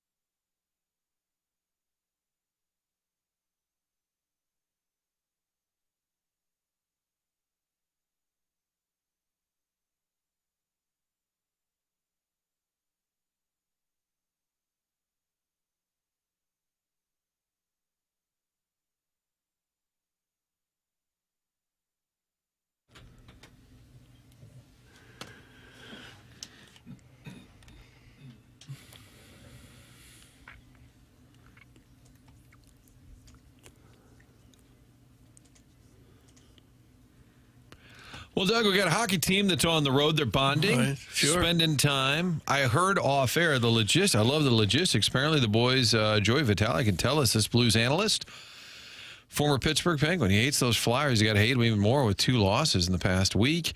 Joey, welcome to the show. Yo, boys, how's it going? Yeah, two losses to the Flyers in about a week span. Not much gets me down. You know, I'm a pretty positive guy, guys, but this is too much to swallow for me this morning. Even Gritty was in the building last Friday at Enterprise Center. I know, and he's stealing stuff from the gift shop, and he's ruining Louis. Oh, he tried to ruin Louis' birthday, you know, being all his antics. I have nightmares of that big orange clowny-looking thing. But, yeah, the Flyers got the Blues once again last night, and Blues slept here, and we're going to get up on the road, practice this morning, head to the island, and hopefully the great state of New York will favor the Blues here as they try to turn this road trip around. All right, so you are still in Philly at this moment. We are still in Philly. Where is Tim? No, Tim's, what are you doing? He's out. Tim is out today. If you want to invite him, is the Christmas party coming up, Doug? That's going to be soon. I think so. That's got to be why. Did you want to invite Tim over the air? Is that what it was? He's got the pre-planning. He's getting all the pre-planning. No, we're not doing the big Christmas. There's no time. There's no time for the Christmas bash this year. So we are going to take at least a year off. The Blues schedule, it's so condensed with the Olympics and all that kind of stuff. So, you know, the limited time we have, my wife and I, we decided that we're just going to slow down this December. And we just really looking forward to spending time with the kids and just being a family because I've been on the road so much. So I can't imagine that Tim is going to be excited when I tell him that. You guys probably will because your feelings won't be quite as hurt this year. Right. Not being invited to a party that's not existing or happening, rather. Well, what if this could be the ultimate twist that you're lying and saying, oh, there's no party, and then, Doug, we find out later. You see on somebody on Facebook, Vitale collects their phones, but then somebody sneaks out with a picture. No, listen, living in Kirkwood with social media, that'd be like trying to take a puck, right? A valuable puck in a game that you're not supposed to take. No, nothing like that. No. So there's nothing like that. Back of the jersey. Yeah, there's nothing like that going on here. But I will say, I do miss Tim. But you guys hanging in. As long as you got Jackson, as I always felt. He's under the weather. We got Tim is out. Jackson's under the weather. We're plowing ahead. That's what we do. I'm a warrior, Joey. Linchpin. Listen, I don't think I've ever called in and Jackson's not been there. I mean, he's like Jake Neighbors. He's like break his bone and let's just get him right back out there. He'll finish the game. I mean, he's probably on a lot of medication right now to get through the sniffles or whatever he's on. Yeah. But he's a gamer. He's a hockey guy. That's exactly right. That's exactly what I am. I'm a hockey guy. Without a helmet. I'm a glue guy. Mm-hmm. Yeah, exactly. No bucket in warm-ups. Kind That's of a how I do it. grinder and plumber. Yeah, absolutely. Mm-hmm. It's a glue guy. All right, so what do we make of this? It's 2 games on the road trip, both overtime losses, and then last night, sort of more of the same and getting a 2-goal lead. And I don't want to steal Doug's question, but he has brought this up a couple of times. Is there some sort of, whether it's strategy or mindset, that when they get up by 2 to kind of ease up a little bit? No, I don't think it's a mindset. I mean, maybe last week, Marty, the one at home versus the Flyers, and maybe sat back a little bit in that game. You surrendered 2-goal leads in that one. And I think that you look at that game, that was a byproduct of maybe sitting back a little bit or, maybe a little carelessness with the puck at times. So I think that, Jim Montgomery looked at that loss as like, hey, we got to take better care of that puck, especially with a 2-goal lead. So you kind of solve that and you kind of move on, right? I think last night wasn't the same thing. I think last night you have a 2-goal lead. You played an incredible first couple periods of hockey. And I don't think this team sat back at all. I think they just had a problem extending the lead, right? You had opportunities to extend the lead to 3. Jake Neighbors missed on a breakaway. I mean, Kyrou with a 2-2 game missed on the back door. Dvorsky could have had the go-ahead goal there in the third after a great net front crash by Buchnevich. I thought Pavel Buchnevich had probably his best game of the season. So he had opportunities. So plenty of opportunities to take it to 3-0 or take it to 3-1. And they didn't do it, right? So I think last night's game was a byproduct of you don't extend the lead when your best players have the puck on their stick in close areas. So how do you frame all that, or how do you sum all that up as to what is the issue then? Well, the issue to me, it's like that whack-a-mole game. You have an issue of goaltending at the beginning of the year, you whack it, you figure it out. Then you have an issue of too many high-quality chances in front of the net, let's whack that. Then all of a sudden your top guys aren't scoring very much. Well, last week versus Philadelphia, they were on fire. You whack that. But it seemed like every time you whack something, another issue kind of pops up. And, the old expression is, I think for Jim Montgomery, he probably feels like he's renovating an old house, where you guys ever renovated the house, you think, okay, I'm gonna hit this room. And then you bust through that room. And all of a sudden you realize, well, we got electrical problems throughout the whole house. Well, let's solve the electrical problems. And then as you kind of start going through the walls, then you realize you got a mold problem. So it's like going through an old house and going through this team right now, that's the growing pains, right? You try to solve one thing, and then all of a sudden some other things kind of pop up. And the way out of it, you just keep going, right? You just keep working through it. And this is a head coach and that really feels good that this is a relentless group that's going to figure it out. From watching above guys, I feel the same way, that the process really is there, and they are just that close to really kind of getting over that hump of what they need to really start piling some wins together. You said you thought Buchnevich may have played his best game of the season, yet he continues to be the focus of a lot of frustration among the fans. What are you seeing that a lot of the fans aren't? Well, even before last night's game, this is a player, and I go back to what Craig Berube told me about 4 years ago, one of his final years, and we were talking about Buchnevich. At the time of the season, he was also struggling or something. And he said, I would never take him out because he's our best 200-foot player.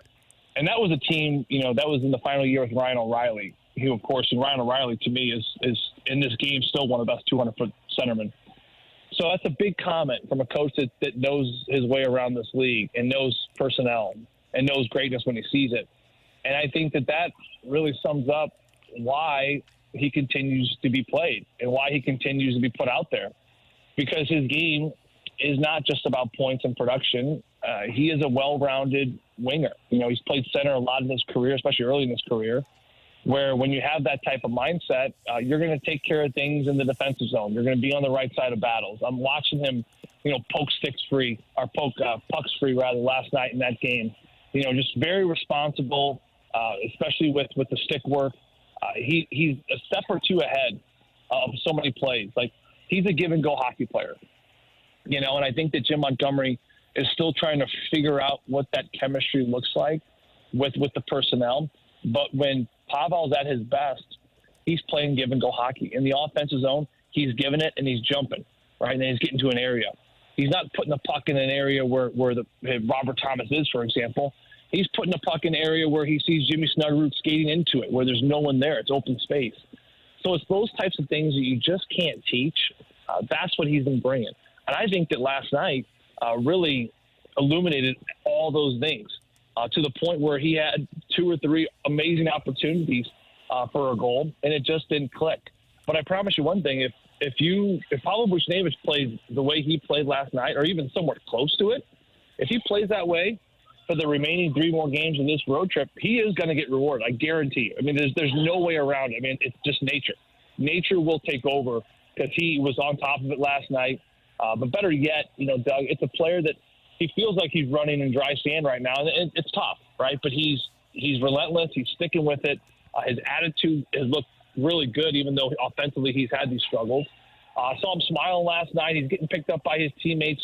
He's so beloved in that locker room. His personality is really infectious, and he's a driver of this team. So I know the point production isn't there, but he does so many other things away from that that really, to me, you can't take him out of the lineup. They've played better. The goaltending's been better.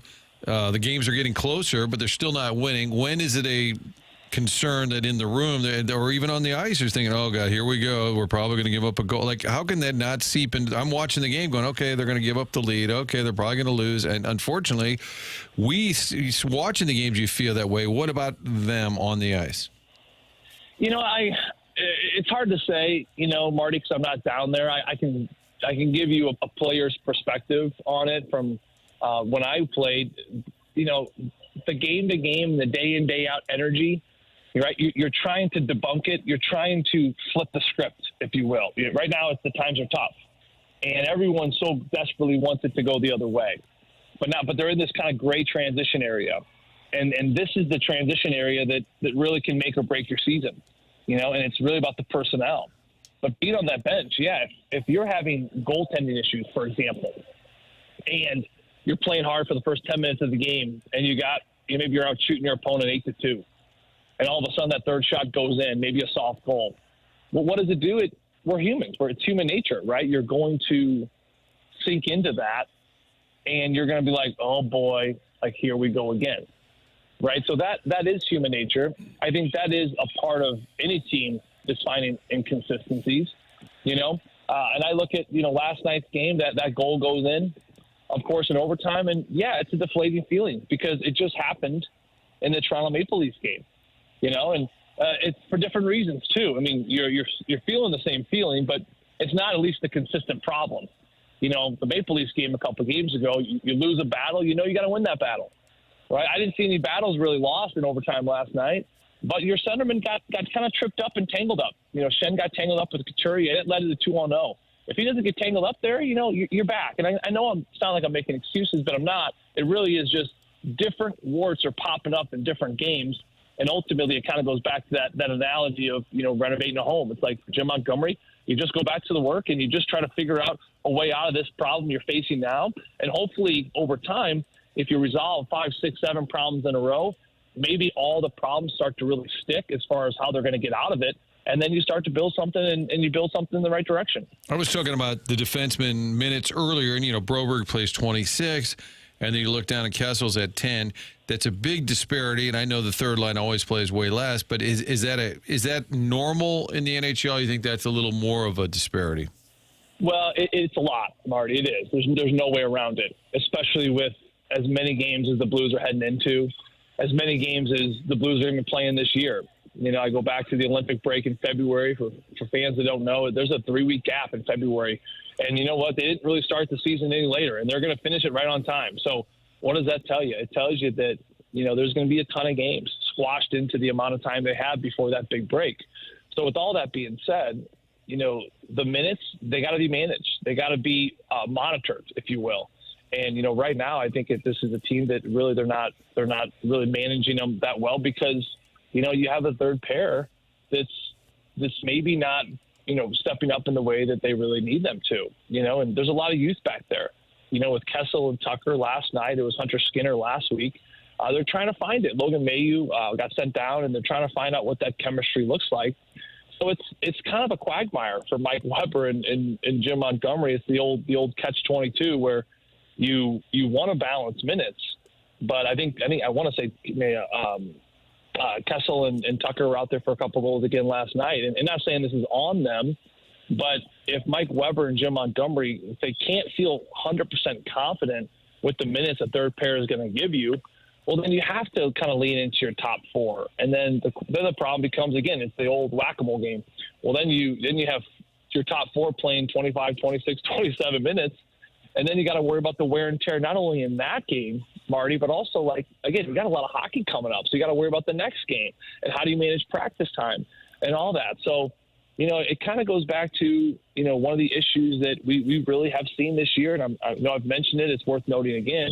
You lost 2,500 games of experience on the back end, guys that took care of good minutes back there for you, Nick Leddy and Ryan Suter, and you replace them with young guys, which you want because you want to grow, and those guys can't stick around forever, But right now, I think the issue is that are we putting on too much on them too soon, and do they have the right grooming personnel around them to kind of get through this little bit of a hump in the season? Do you think Armstrong and Montgomery like this group, this team as it's put together right now, enough to stick with it for another couple months and see what happens, or would you expect them to shake it up here pretty soon? Oh, I think that without a doubt, you always look at one thing, Doug, to make that decision. The thing about it is you're losing hockey games. But are you playing a losing brand of hockey? Don't get mesmerized by winning games. We were talking to Brad Treliving. I wasn't talking to him, but he had a press conference with the Toronto Maple Leafs, a few days ago in Toronto, and he said, it's concerning as a GM where even when we're winning games, we're not winning games, right? We're winning on the scoreboard, but we're not playing winning hockey. So that's a concern for Treliving, of course, in Toronto. So for Doug Armstrong, it's less about at times where you are in the standings, and it's more about, do we have the brand of hockey that can pull us out of this? We're losing games by a small margin, but are we playing winning hockey? Do we have the tools here to play winning hockey? Doug, go back to 2019. It's a fair comparison. The team back in 18 really struggled under Mike Yeo. But I remember thinking up there the whole time, like, gosh, there's close. There's something magical here, that they have the right personnel. You see spurts of it. You see greatness. Now can we just make it more consistent, And of course, that year turned it around. And for me, I can just give you my impression. I see that here. I really do. I mean, you're losing games by a very small margin, but you're still maybe lacking in production from top six. That that's going to get going pretty soon. I think that Binnington and Hofer had a rough start to the season. They're working their way back up, right? It's trending upward. So a lot of things are trending up. And you talk to these players, and I kind of small talk with them quite a bit in the hotels, and this is a group that's not defeated. I'm not just saying that. I kind of pick their brains a little bit. You try to get a read on them. Like, where are they at? Are they done? Like, are they like, this is over? They're not. I mean, they're really not. This is a group saying, gosh, we just fixed this, we're going to be all right, or we're close, or once we get him going, we're going to be good. Like, there's a lot of optimism about this group. And to me, to answer your question, I think Doug Armstrong and Steen are looking at this group saying that there's enough winning style of hockey, there's enough winning habits that we're starting to see. We just got to get that result now. And I think the results will come over time. It's just going to take a little more time. So I would imagine they're going to stay put here for a little bit. You've got 3 nights in Philly. What do you do? And then Long Island, are we not busing? Are we taking a train to Long Island? Are we flying today? And have we had any fun yet? You've been in Toronto, major international city. For some reason, they left after the game Tuesday. I would have stayed probably in a more expensive hotel, probably part of the logistics, spend 3 days in Philly. Give me some tales from the road here. Ah, jeez, Marty. I mean, you and me are not on the same page. We could never travel together. Get me out of Toronto as soon as you can. I just don't like. It's like busy like New York, but they use Canadian currency, and instead well, yeah, that's because it's Canadian. It's Canada. Doug, they use their own currency. Well, yeah, you don't like that. Seems fair. No, I like American currency. That's what I'm trying to say to you. Okay. It's fine. Toronto's fine. It's a busy city. You got to cross the border. It's long travel. It's hectic to get from the airport. Okay. I like convenience. I'm getting older. I like convenience. But, we're in Philly now. To me, We got through the tougher two cities on this road trip: Toronto, Philly. I don't like Philly. I already told you guys why I don't like Philly. I'm not a big fan of the city. Can't wait to get out of this stinking city. And then, but we're heading to some really good cities now. So we go to Long Island today, and then of course we're going to Manhattan for a few nights. Yeah, we're going to be in Manhattan for a few nights. Of course, one of the food meccas of the country, if you will. I love kind of doing a jump around as far as like trying different pizzas throughout the Manhattan area, trying some new shops right there. So I'm excited about that. Speaking of, hey, there's a new shop in Clayton. Have you guys heard about this shop? Nettie's? No. Pizza Den? I have to give a shout out. I had this Nettie's pizza. It is maybe one of the best pizzas now in St. Louis. I don't do this often, but go to Nettie's Pizza Den. It's in Clayton. My boy, Mike Randolph, opened it up. What, okay, Nettie's, Netty? No, Netties Pizza Den. Shout out Nettie's and Mike Randolph, you animal. Absolutely. Animal. He's an animal. I'm going to go in there today. I'm seriously going to go there and ask him. I'm saying, where's that freaking animal at? You're going to see Merry him. Christmas, you filthy animals. Yeah, exactly. You're going to see him absolutely tossing pies in the back. His hair's all over the map. He's wearing a backwards lid. This guy just loves pizza. And I'm telling you, I think I had it a couple weeks ago. I think about it on an hourly basis, boys. Go get you some.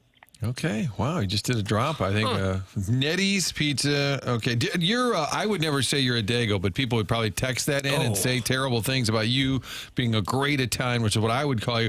Did you go to the Rocky statue in Philly? No, I don't go to the stupid stairs. Stupid stairs. You really hate Philly. You hate Philly. You hate Toronto. Yeah, you hate Canadian. There's some angry people there. Yeah, I don't like this place. Although it was interesting. I learned a lot about Rocky. Remember Mr. Murphy? Was it Mr. Murphy at the cinema class at CBC? Mr. Murray, Tom Murray, the great cinema teacher. Yeah, the great theater teacher, I should say. The great theater. Yeah, he taught. We actually spent like a whole semester on the movie Rocky, which you learn a lot about. Like Sylvester Stallone, he wrote the script for the movie, and he had many big companies. They wanted to pay him like a lot of money for the script because it was so good. But the only exception was that he couldn't be Rocky. Like they wanted their own actors, their own cast.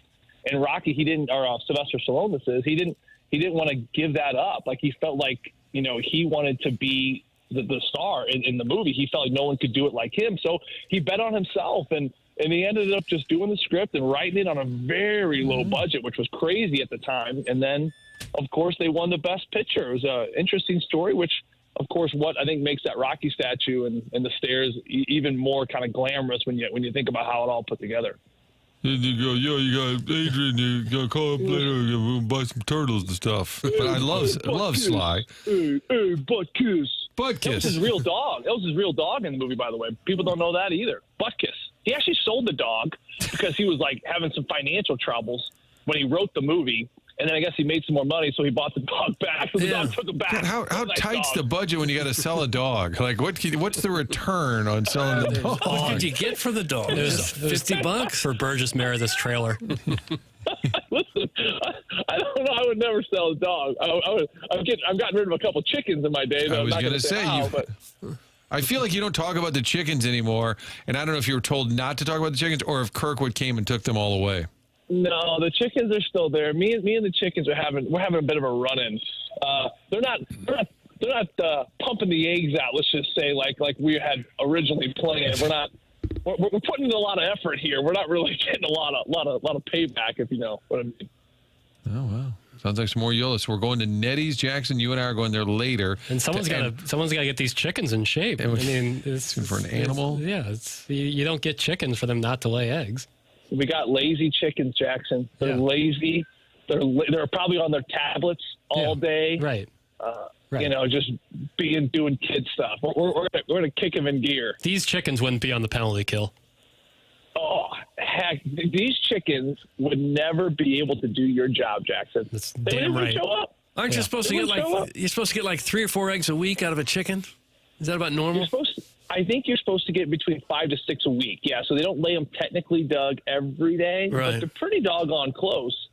I mean, it's like every now and then we'll get an egg like once every 4 days on all these chickens, and it's like gold. It's like that Aesop family. You ever read that Aesop there, Doug? Yeah, sure. About the, Yeah. He talked about I think it was ASAP. He talks about the gold egg, and there's a goose rather, and the goose would lay gold eggs every so often, and the farm family was like, wow, this is amazing. So they, but then the farmer got greedy one day, and he's like, well, I just want them all. So he cut the goose open, and then there was no more gold eggs. So the moral of the story is, leave what's good enough alone. Right. The opposite side of change is the golden goose.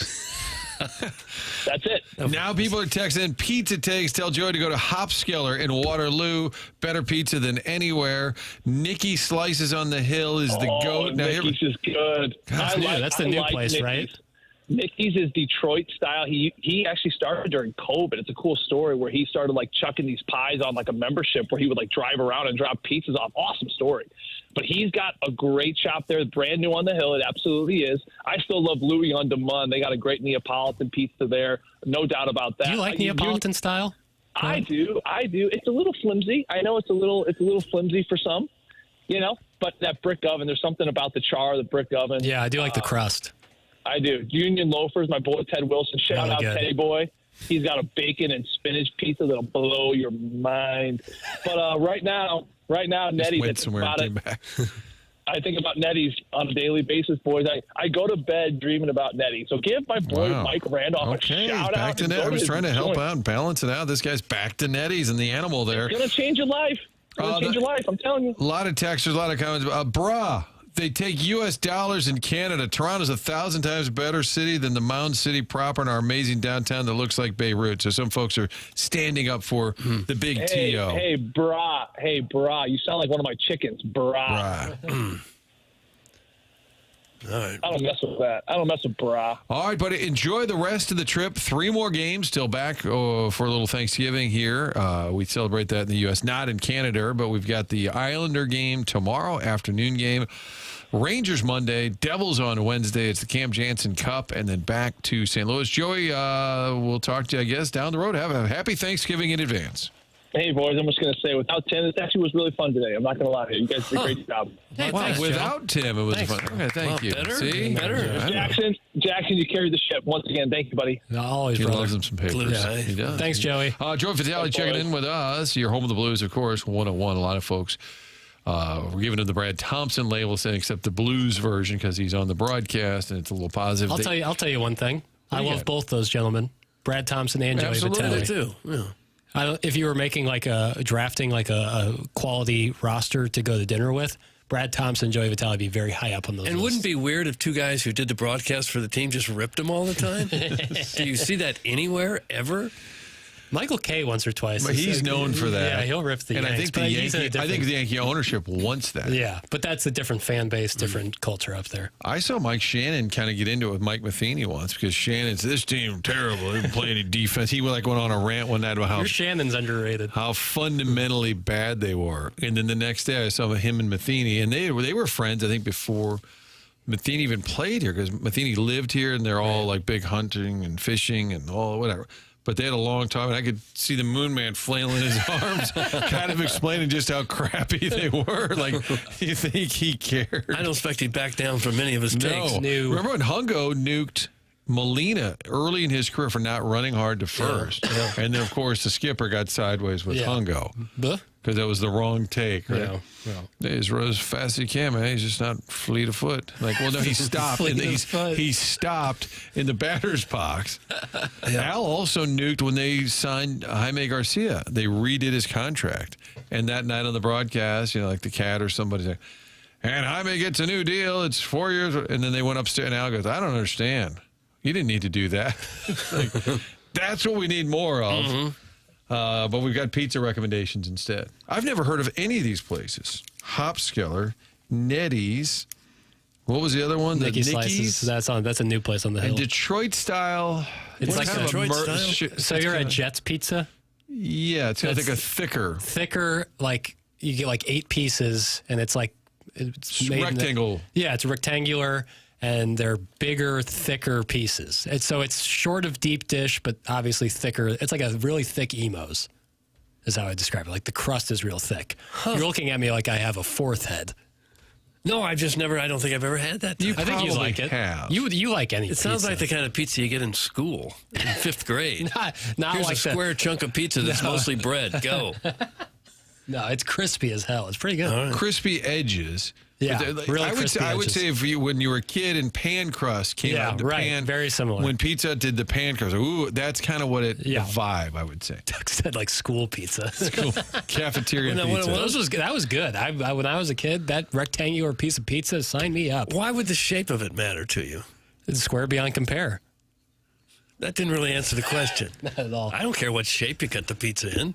All right, well, I'm going to cut you a triangle. And it's called Okay, thank Nicky you. Slices. Yeah, that place is on the hill. That's on the hill. Do they only sell slices? I don't know. I've never been. Yeah, buddy. Iggy could give us a full report. Yeah, he gave us a except he's rundown. having coffee and cigarettes. Yeah. And he went out of his way to call into us. It almost felt like we put him out a little bit to take the call. Gobble Bowl is coming up Saturday. Mizzou at Oklahoma Saturday. We'll talk to Gabe DeArmond at 9 o'clock. Beau Pribula now with a possibility that he is going to be playing. I'm curious where Gabe is on that. I can't imagine anything that would make me barf faster than drinking coffee and smoking cigarettes at the same time. Well, I don't think puking would be the problem. I think it'd be the other You wouldn't make direction. a good supermodel, would you, Doug? No. That just sounds like the worst possible combination. That's America runs on that. Yeah, America loves coffee. I can't stand it. No. Can't stand it. Doug, here you go. Crispy edges, focaccia-like crust, cheese on the edges, describing Detroit-style pizza. Papers, let's go there today. All right. Maybe you know what you do? You feed a cold. Yeah. And I don't have a cold, but Starve I'll with feed fever. it just in case I was pizza. going to get Yeah, a cold. preemptive. Just Feed in everything. case. That's a good rule. No, you starve a cough, right? Starve a cough, feed a cold. I don't know what you do. I'd feed everything. If it's gray, turn away. Right, If it's the white, bear good talk. night. Yeah. You learn a lot on Where this are the show. Pelicans? There are a lot of texts earlier saying, please, no more scientific talk without the wisdom of Iggy and the Plowhawks. Red sky in the morning, sailor take warning. Red sky at night, sailor's delight. Yeah. Wow, that is folksy. This Vaughn, this guy is folksy. It's the Morning After, brought to you by Brian Krupin.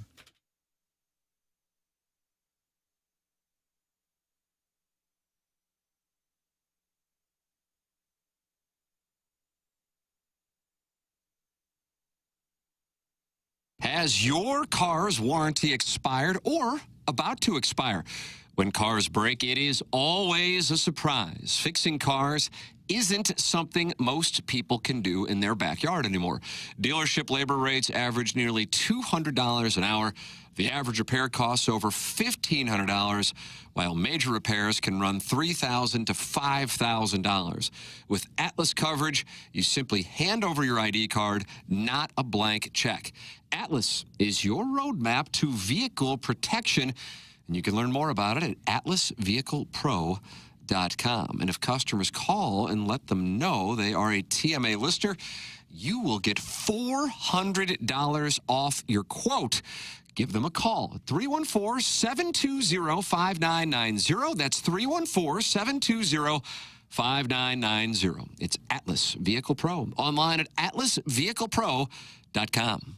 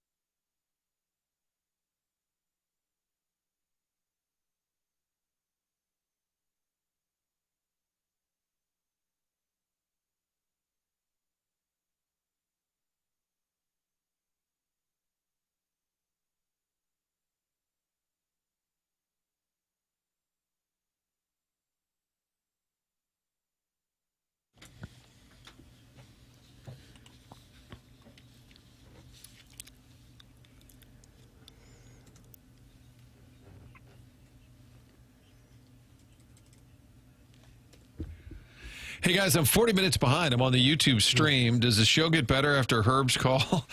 Or do more of Jackson's friends with some cute little pet names call in? Should I just skip ahead and listen live? Text back so I know what to do. Thanks. That's from the KC Gray Sexual. Stop this snarkiness. Oh. I won't have it. No. You got to commit. Commit to the whole show. Lock in. That's what we're doing here. Doug Vaughn, Martin Kilcoyne, Chairman Kurd, Jackson Burkett with you. Gabe DeArmond coming up at the top of the hour, talking all things Mizzou. Right now we're in pre-Gabe. That's what the Stiefel dossier tells us, pre-Gabe, and that usually means it's time for the drops of the week. Morning after. Drops of the week. Yeah, you gotta drop it like a hot dog. It's a wonderful drop. Indeed it is. Flip that off. Flip that off. Flip that off. Flip that off. Flip that off. Are we supposed to be a soccer town here? That's what everyone says. Bundesliga, second Bundesliga. Can you mention the wind? I mean, you're in the middle of it. Is it blowing out there? Oh, wow, he's so big. This is huge. Oh, you're so massive. Is this Lexington steel? Oh, hold it! You lay it on me, Gabe. And even though I know the river is wide, I walk down every evening and I stand on the shore. Troy's got that bod. I have no information from the Kiffin camp, the Ole Miss camp, any agents. I have no information whatsoever. But I smell a setup. Now, I don't know the circumstances at all, but they don't matter, and I'm going to tell you why. I love you, Doug. I'm a man. Don't accuse me of stroking anybody. God, you're beautiful. Viva la Strode! Yeah, he was like a Banny Rooster. Lick my doggy. Oh, All right. That was Drops of the Week. it's violent. Get it. I like what Papers did because he took drops from this week and then matched them with historic drops that kind of fit.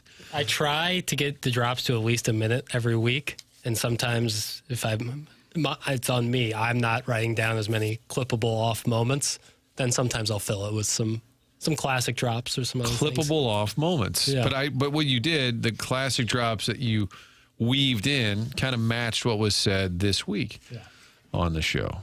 So to that we say, well done, Papers. Well, by and large, a drop is like at most a second long. So it's hard to kind of get to a minute sometimes. Yeah. But it does. It seriously, my head does kind of like a Rolodex of the week. Like, oh, that's right. Oh, that's right.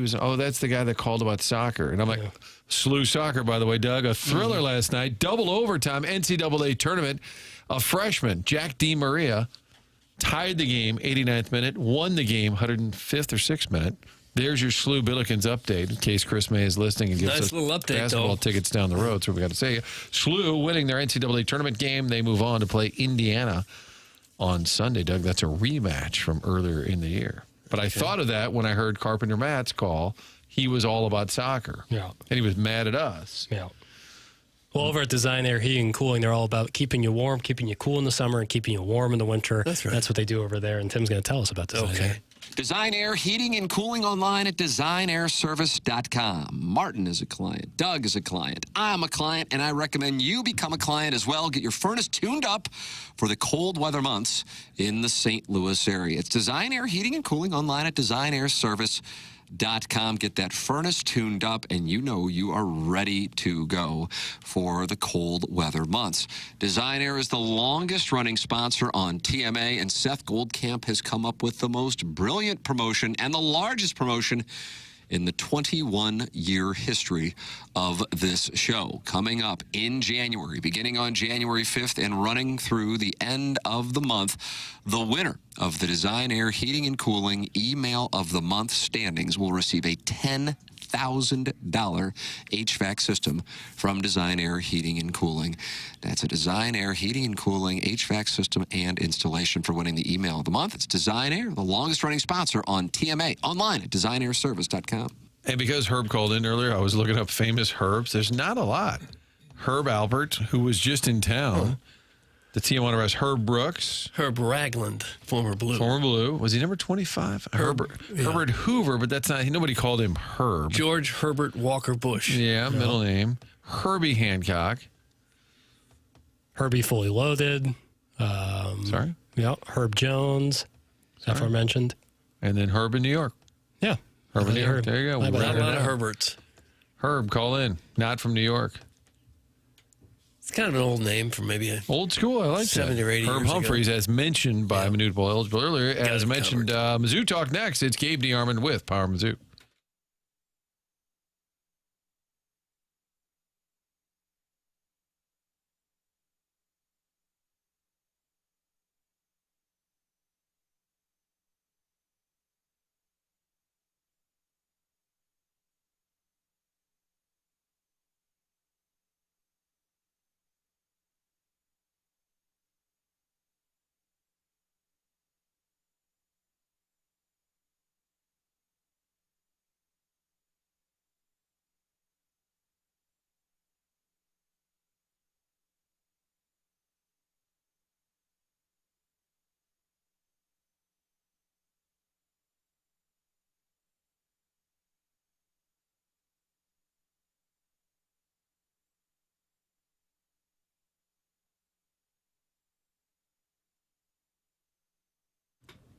Kind of fun to be talking about Schnucks with a Schnucks donut right here in front of me. Brought the boys some donuts. Of course, Doug, the health nut, first to have one. The other boys have not had them yet. Yeah, Doug dug right in. But the point is, we're talking about Thanksgiving, and Schnucks still has a great deal going on with those turkeys. You can buy them for the price that you paid 15 years ago. Prices in 2010 were 57 cents per pound. You may not know that, but they keep track of this. And they've made sure to roll back the prices. So you can get a Schnucks frozen turkey for just 57 cents per pound. That is good through next Wednesday, the 26th, the day before Thanksgiving. To get the deal, you just need to make a $25 purchase, not including the price of the turkey. Limit one per customer. Prices vary by store. And, of course, they'll also have savings, other items throughout the store, things you love to serve at Thanksgiving. Leading up to the holiday, make sure to check your weekly ads so you don't miss out on any of the deals. Prices rolled back to 2010 for your Thanksgiving meal. You'll have the centerpiece, able to serve your whole family no matter how many guests you have coming over. Great savings going on for your Thanksgiving meal up until the 26th. Get that special on the turkey. This Thanksgiving, head to Schnucks for all your feast essentials.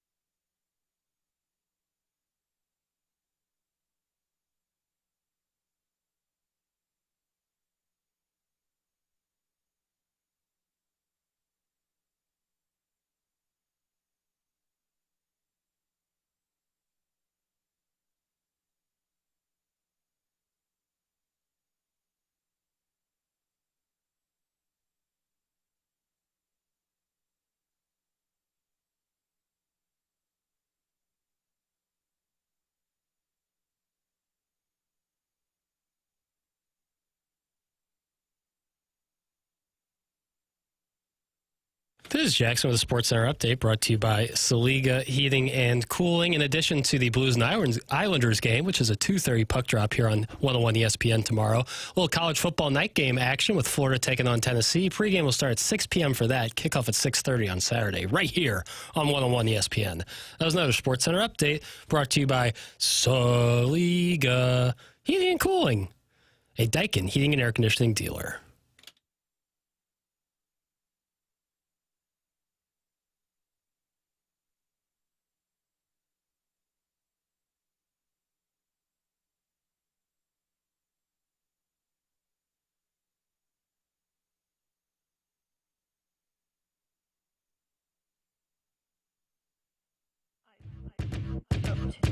There is a state which I live in, which is called service. It is called service.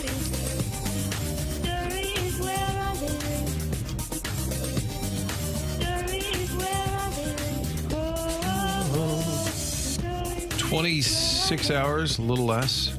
Game time. Norman, Oklahoma. Mizzou and the Sooners. Shades of the big, what was it before the Big 8? Was it the Big 6? I think that's right, yeah. Okay. You're going way back now. Well, I'm just for the folks who have been following it for a long time. Gabe DeArmond, Power Mizzou, on the line with us on this Friday. Gabe, how are you fired up? You ready for this? I've been looking forward to this all week. Yeah. That didn't sound. You didn't believe it, Doug? No. Well.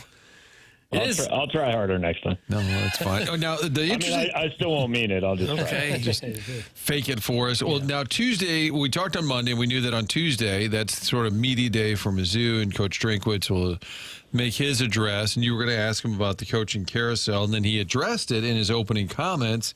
Do you think, and you have folks down there, I'm sure, behind the scenes you're talking to, do you think he did that preemptively because he knew it was going to come up?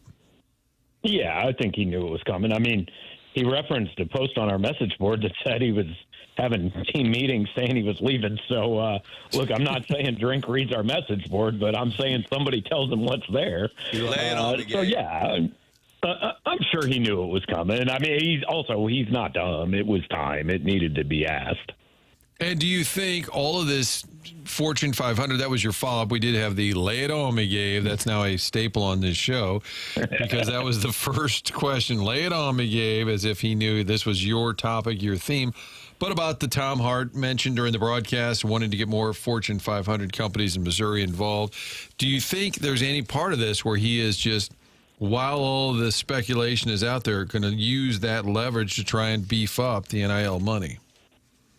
For sure, but what I can't figure out is he's going to have to make a decision before that's done. Like, Fortune 500 CEOs are not calling Laird Veach this week and going, hey, man, like, you guys haven't talked to us about this all. We hadn't even thought about it, but here's like millions of dollars. Yeah, absolutely. I mean, he is going to have to, if it comes to the point, and let's be clear, he might not have to make a decision. He might not have other options in a week or 2 weeks or whatever. But if he does have to make a decision, he's going to have to make it on faith. Either he thinks Missouri can get this done and get what he needs, or he doesn't. But I don't think, like, let's say their budget is, I don't know, $20 million for next year's team today. It's not going to be $30 million in 9 days. I mean, he's either going to have to believe they can get this done or he thinks they can't. When you asked him the question about his potential leaving, what did you come away with that? Did it change your opinion one way or the other about what he might do? No. I mean, I think whatever you thought on Tuesday morning is what you thought on Tuesday afternoon. Because, look, fans will hear that and go, oh, he said he loves Mizzou. That's awesome. Cool. But he also didn't say he's definitely staying. And even if he had said he's definitely staying, Nick Saban said he wasn't going to Alabama. Roy Williams said he wasn't going to North Carolina. I mean, saying it is fine, and I do think, like, saying it matters a little bit. Like, let's say Brent Key takes another job. The first paragraph or two of every story is going to be, 3 weeks ago, Brent Key was asked about other jobs, and he said, cut me open and see what colors I bleed, and then he left. So Drink didn't say anything that painted himself into a corner, and logically what that tells me is he doesn't know. he doesn't know I don't think there's any world in which he knows he's leaving today. But I think it's pretty obvious he doesn't know for sure he's staying either. He might have an idea. He might even be leaning pretty heavily one direction or the other, but I don't think he knows. And do you think it's most likely that his agent or representation is saying, hey, Penn State remains interested, Auburn's called a couple of times, but there's nothing concrete to actually grab onto? Yeah, I don't think there's at this point, offers are, because you guys know, I mean, only one guy's ever offered the job, right? It's kind of like, do you like me and do you want to play at recess? Check yes or no. And if they say no, then you never really asked them. But I don't think he has an offer that like he could accept this morning. Right. I think LSU, Florida, and Auburn all depend very much on what Lane Kiffin does, and as does Ole Miss at this point. So you're talking about a quarter of the SEC is waiting to see what happens with Lane Kiffin before they can really make a move. Because, like, even though he's not taking the Auburn job, if Lane goes to LSU, John Summerall's in play at Ole Miss, and John Summerall's a major candidate at Auburn. So I don't think they can make a move before Lane decides what he's doing. He's supposed to meet with the Ole Miss AD this morning. Penn State is the wild card here. I don't think anybody knows what they're going to do. I mean, Penn State message boards and media right now are trying to sell this idea that Kalen DeBoer is in play, and I just no part of me can believe that. If Drinkwitz should leave, Mizzou would be a pretty attractive job for someone else, though, wouldn't it? They wouldn't have trouble getting a big-name guy. I mean, it would be a good job. I don't think they can get a sitting SEC head coach and probably not a sitting Big Ten head coach. But I don't think there's any reason they couldn't make calls to guys in the Big 12 and the ACC. Now maybe, hey, there's a group of five guy they like better, or even a coordinator they like better, and that's fine. I wouldn't necessarily be against that. But I think you can take some big swings and at least make a couple calls and see what the response is if you need to. Level of surprise that Beau Pribula is back in play. Apparently could even play Saturday in Norman. Game time decision. Didn't you get the sense out of Vandy the way it seemed awfully doom and gloom? But this is either he's a remarkable, he's been remarkable in his recovery, or maybe it was overstated back then. What's your read on the QB? Yeah, I mean, level of surprise after last Saturday is not very high. I thought after last Saturday, hey, he's going to play against Oklahoma. But level of surprise when you go back to the injury, I'm stunned. I mean, I thought we had not just seen Beau's last snap of the season. I was fairly convinced we'd seen Beau's last snap at Missouri at that point when he was taken off on the cart. And I mean, it seemed grim. Now they did come out, it very quickly shifted from, the worst case scenario to, well, it's not impossible that he comes back this season. But like, even after that report came out, I checked with somebody in the program and said, could he play again this year? And the response was, I guess so, but it wasn't like optimistic. So I think he certainly made a recovery faster than was expected, but I also think probably, there were no broken bones, and I think the actual damage was probably a little bit less significant than they thought at first. But I don't tend to be incredibly tough. When I hear dislocated ankle, I'm not thinking 3 weeks later the kid might be on the football field. If he's iffy, you think they'll put him in there? I mean, what do they have to save him for now? Yeah, obviously you don't want to hurt worse. But yeah, I mean, you save him for his sake. I think it really comes down to, can this get worse? If he goes out there, is he in danger of hurting this again or more significantly? I think it has to be a medical decision. It has to be the doctor saying either he can play or can't play. And then if they say he can play, then you ask Beau. And I'm almost certain Beau would say, yeah, I'm good. From everything I heard, he wanted to play last week. So if the doctors clear him, I fully expect him to play and probably start tomorrow. I mean, Drink said on Tuesday, if he's healthy, he's our starter. According to ESPN, he has been cleared medically to play. So in that case, then I would be, unless he practices today and they just look at him and say, man, he's not good enough. But I think part of the reason I assumed he was done for the year was not only that the injury looked that way, but also I just thought, hey, Matt Zoller is going to get in there and do enough, because it's not like the offense was great for Beau's last 3 weeks as the starter. So I thought Zollers would get in there and do enough that they said, yeah, hey, this is the guy the rest of the year. But the truth is he hasn't. He's thrown for 189 yards in 2 weeks. He has done nothing to tell you that the offense is better off or even as good with him as it is with Beau. And every NIL deal is 1 year, right? Year to year. So if he plays well or plays poorly, so Pribula, he gets his million or whatever the reported or whatever the number is in the end, that ends after this year. And they literally just sit back down again and decide what's next year's rate. No, the revenue sharing deals. I mean, Drink talked about this some earlier this week. They've signed a lot of guys to 2-year deals. Now, it was because I reported this back before the season started. Missouri fans were just convinced that Drew Aller was going to, when he left Penn State, Beau was going to go back to Penn State. And I said back in the summer, look, guys, I've talked to people. There are financial consequences if that happens. Like, it's not impossible, but he's going to lose money or give up money because he's been signed to a 2-year deal. Now, the interesting part of that is, what if Eli Drinkwitz leaves? Can you hold a kid to that deal? I don't really know how that would work. But Drink said earlier this week, they got some money back from other teams from some of the guys that left last year. So it sounds kind of like coaching contracts to me where, yeah, you can leave, but there are financial consequences to doing it, which then gets into the conversation of how exactly are we saying these kids aren't employees at this point? But that's a whole nother conversation. What kind of chance would you give Mizzou of going down to Oklahoma and getting the upset there? Not great, but I feel better about their chances to win this one than I did A&M.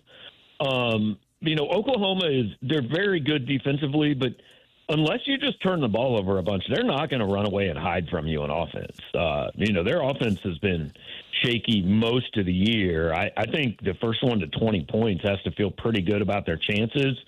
If Missouri can get the running game going a little bit, if Beau can be a threat with his legs, and if the defense can play the way it has played most of the year, I think they'll be in the game. It's just a matter of, are you finally going to make that one play that makes the difference? And if they win, we were having this discussion the other day on the show, is it the biggest win of Drinkwitz's Mizzou career? And the only counter, I guess, is the Ohio State, but it's a bowl game because so many of these big ones didn't quite materialize. Where would you be with that debate?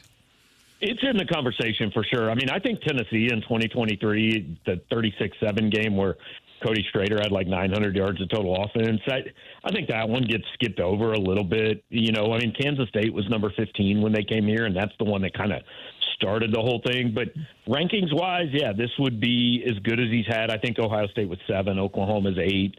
And it's Oklahoma, and it would be Missouri's first win in 59 years. Now, there will be, I think, a small crowd that goes, well, who cares? The pressure was off. They're not making the playoff. This one doesn't count. If you want to not count them, you can always find a reason to not count them. But, yeah, this would be absolutely, if not number one, certainly one of his 3 best wins here. Now, you say Mizzou's not making the playoffs. They're 22nd now. If they beat Oklahoma, and if 8 or 9 other schools in front of them lose a game, right, we could be right there on the bubble. That's the thing. There's some percentage of chance, but the percentage is low enough that I deem it not worth my energy to figure it out at this point. And Drinkwitz addressing, everything on Tuesday, and he said, last week, daggum, all y'all wanted me out here because I couldn't win the big game. Have you ever had a coach, basketball or football, who's been more in tune with either social media or narratives or who said what than Drinkwitz? No. He's... it is funny because he always says Twitter ain't real, but, man, he knows what's on there. Even like I said, down to knowing what's on our message board. And that's fine. I mean, whatever. You got to do it the way you do it. And I do think, there are a lot of coaches who it's so weird that these guys are at the height of their profession. They're making millions and millions of dollars, and you see them clapping back at people that just don't matter. I don't matter, right? But more than that, like, what are we doing responding to fans that have 64 followers on Twitter or retweeting a fan of some other program? It could not matter less, but Drink's far from the only guy that knows of it. And maybe there's a little bit of the Michael Jordan, I took that personal thing there, like whatever. You got to find motivation from anywhere you can. But it is really interesting that, these guys have reached basically the top level they can reach. And like, they're just paying, they preach to their teams, block out the noise and don't pay attention. And so many of them absolutely, obviously don't do it. And what was the message board? So for those who missed it, and he referenced it, that he had a team meeting to say, hey, I'm out of here? Yeah, it was like 2 days before the Mississippi State game, there was a post on our board that said, look, I talked to somebody that said there was just a team meeting, and he told the team he's going to LSU. And so, I had to send somebody a message and say, look, I'm sorry, but I got to make sure this is not true. And they said there have been no team meetings here. And so that was quickly, at least in my mind, dispel. I mean, look, Eli might leave. He's not going to leave in the regular season. Like, nothing's going to happen until at the earliest next Sunday. He's not going to leave this team in the middle of the season. And, people say, well, what about Lane Kiffin? Well, Lane Kiffin's in a different situation. Lane Kiffin's season could last until January 19th. Eli's is over next Saturday. Like, we're 8 days away from the part of the season that matters being over. And then whatever is going to happen happens. But, so you can wait till next Sunday or next Monday or Tuesday, whatever. But Lane Kiffin can't really wait till January 20th. As far as accessibility to the media and the way he treats folks like you, how would you rate Drinkwitz compared to Barry Odom and Gary Pinkel before him? Oh, I love covering Drinkwitz. He's great. I mean, he'll say things that make for good stories that you don't know what's going to happen. I mean, he won't answer every question, but for the most part, he knows what's coming and he respects it. And as long as you do the job the right way, I don't think he really has a problem with it. I've got no issue with covering Eli. He's been good to deal with, I think, and he's a much more fun press conference than Pinkel or Odom was.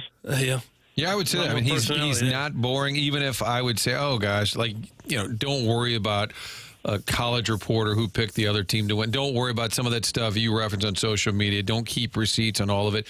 Even though some of that I could live without, he's not boring. He's good copy, and that's that's part of the game right now, is be entertaining. Yeah, we say all the time, right? Like, geez, these coaches are so boring, but then when they do something that's not boring, we say, well, you can't do that. I mean, you can't have it both ways. Yeah, and in the bigger picture, he's also managed to sell out the stadium like 20 times in a row and has Mizzou football relevant again, whether he's won a huge game or not.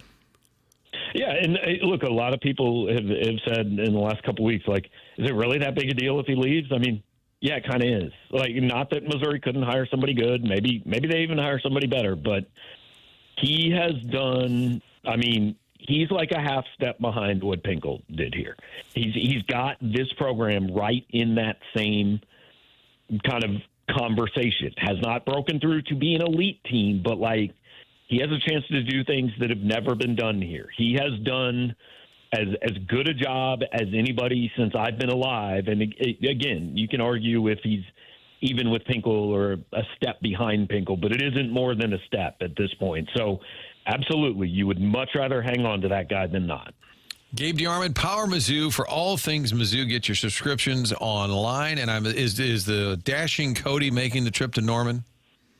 He is driving down today. He will be live in Norman, Oklahoma tomorrow. And it's an earlier game, which means an earlier post game. So crack open that black and tan Yingling at about, let's see, it's 2:30. 2:30? Maybe, yeah, I was going to say 3 o'clock-ish, maybe by the post game to get him up in the post game there at Boomer Sooner and break it all down.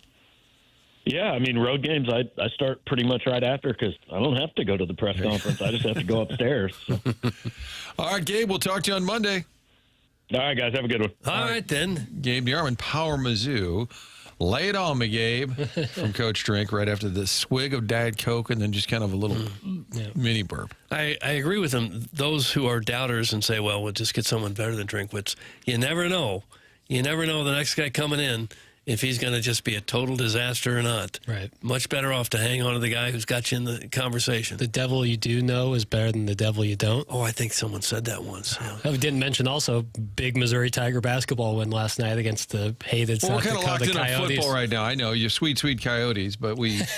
sweet. How about your guy Javon Porter? Was 9 of 9 from the field. Eat my words is what he said to me. He said, Because "Eat your you're not a words, big Jackson." Porter guy. His earlier games this year he struggled a little bit, but he's, I think, felt the heat of guys getting healthy behind him that he knows will probably take his minutes. So he said, how about I'll shoot 9 for 9 and get 12 boards on top of that. I would say 6 games in, the one I'm most surprised because I didn't know Jaden Stone. I didn't know. Ball player. I told you that before the season. Did you? Yes. Find that clip. I told you before the season. You told me, what should I, because you were interviewing somebody, and you said, who should I find? I think we had Gates in town. And I said, Jaden Stone from Detroit Mercy, Australian kid. He's a ball player. That's why Jackson has great takes. Yeah, he likes our ball club. I was high on Jaden Stone before even the ball was even tipped up.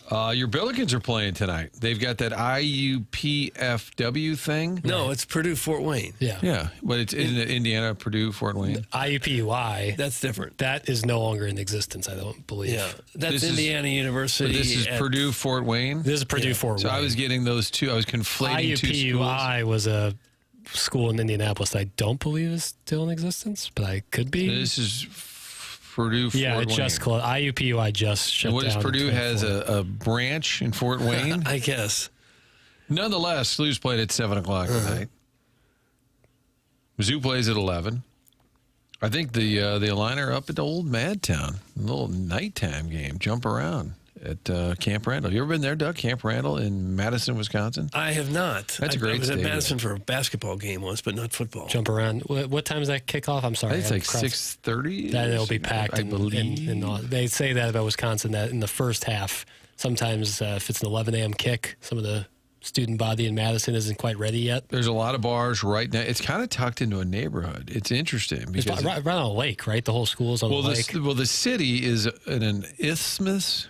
Hard to say that. Mm-hmm. It's centered around all kinds of water, but the actual stadium is a little bit more. It's not. The stadium's not on the water, not like the Huskies of Washington. Yeah. But there's houses, and then there's a couple bars. It almost, in a weird way, kind of has like this Wrigley feel, where you're just Wrigley Field feel, where you're driving down the street and like, oh wow, giant stadium, right there. 6:30 is the kickoff for your. Did you ever Fighting go into one of Illini. those bars by the stadium and drink yourself stupid? When I worked in Madison for 2 years, and we may have probably. Yeah, I was 26. A little watering hole. Yeah. And you felt old because it was a college town. Oh, yeah. And you're 26, 27 papers age. Yeah. But everybody's 19, 20, 21. And they looked at you like you were old, And too. you felt like the oldest person on the planet. And now you're looking back at, I was 27. How old is too old to go to like a college bar like that? You think once you hit 30? Chris Rock has a that's whole way too old. Chris Rock has a whole thing about the old. You don't want to be the old guy at the bar. No, you definitely don't. The college bar, I think once you graduate, it's time to move on. Like a and true turn that college over bar. to the college people. Yeah, but like what if you're back in town for a football game or something? If you're an alumna, Like a Harpo's or something, you can dash in and out of before a there. game. But you wouldn't want to hang out there on Thursday night or something. Correct. Okay. Just you with the other college kids. Non-game days. Yeah. The big bar that everybody goes to for the big game. You can't be 40 or 50 and just hanging out there during the week. Yeah, you don't want to be a bar fly at a college bar. But apparently parents go to games now with their kids. That's a bigger thing. Or like hang out on their college bar. I think we talked SVP about it. talked about that on his podcast. He's like, let the kids have their fun. You don't need to go Do you up want every to be weekend. there when your kids are doing Jello shots or whatever they do? Well, Like, they have a no. lot of parents' days, though. Yeah. Fraternities have parents' kind of weekend. got to do it that weekend. But not That's on. different, But yeah. Doug, not on the regular, right? You No, don't just be not going every over. week. Hey, do we have tickets this week? Hey, what sororities having everybody over? Yeah, and they don't want you there either. No. Right. They'll put up with it once a season. Yeah, right. Once a semester, maybe. Yeah, maybe you'll bring money or something. If there's money being brought. And after you give them the money, go away. That's what they're thinking. You're crimping my style. Yeah. All right, we covered a lot of ground. Still more to get to, including the email of the day, which We have Nikki Slices is in the band Motley Crue, I believe, and we've got tickets to Motley Crue. That's part of the prize for email of the day. What are the standings in that paper, actually? Because I got you right now. What's the date today? The 21st. Los Ween has 2 wins. Buck Swope and TT Terry TT Boy also with 2 wins. Shrewsbury Butter Squirrel, The Need for Seed, Kevin Miller, Self-Made Stay at Home Will Do Mom, Shooter McGavin, Vincent at Piercing Pagoda, and then the major yesterday. I can't remember his name off the top of my head. So what I'm seeing is it's wide open. I would say. In terms of if you want to win a college championship, it's wide open. Yeah. It's all there for you. Email the day, the morning after at InsideSTL.com. Powered by Design Air, which I want to tell you, these folks are great. It was a week ago. They were out to the house. We needed to get a new furnace, and they came out, did the install, and it takes all day. But when they're done, they give you a little walkthrough on how everything works. Really great at explaining it. Just love the employees at Design Air. Everything about it, from their friendliness, but also the professionalism. And Seth is always, I think, prided himself on having great employees. You can tell the difference when they come to your home. Absolutely true professionals. Even in the morning, you get a text alert that they're on their way, and there's a picture. Doug, a picture of the handsome repairman. Oh, which ones you get? We had, remember I Rugged said, Joe? the Rugged Joe. Oh, that's right. And his colleague Joe and Joey were there for all day last Friday. Did a great job. Design Air, a company you can count on today, tomorrow, down the road. They've been around for more than a century. Family-owned, St. Louis-based. Get online, designairservice.com. Set up your appointment for a furnace tune-up before winter truly kicks in. I think we're going to have a dry weekend, maybe about 60 or so over the weekend. But soon, it'll get really cold. Make sure everything's working properly. Contact our friends at Design Air Service. Heating, cooling, all your heating, cooling needs, one spot, designairservice.com. It is TMA, brought to you by Brown and Crouppen.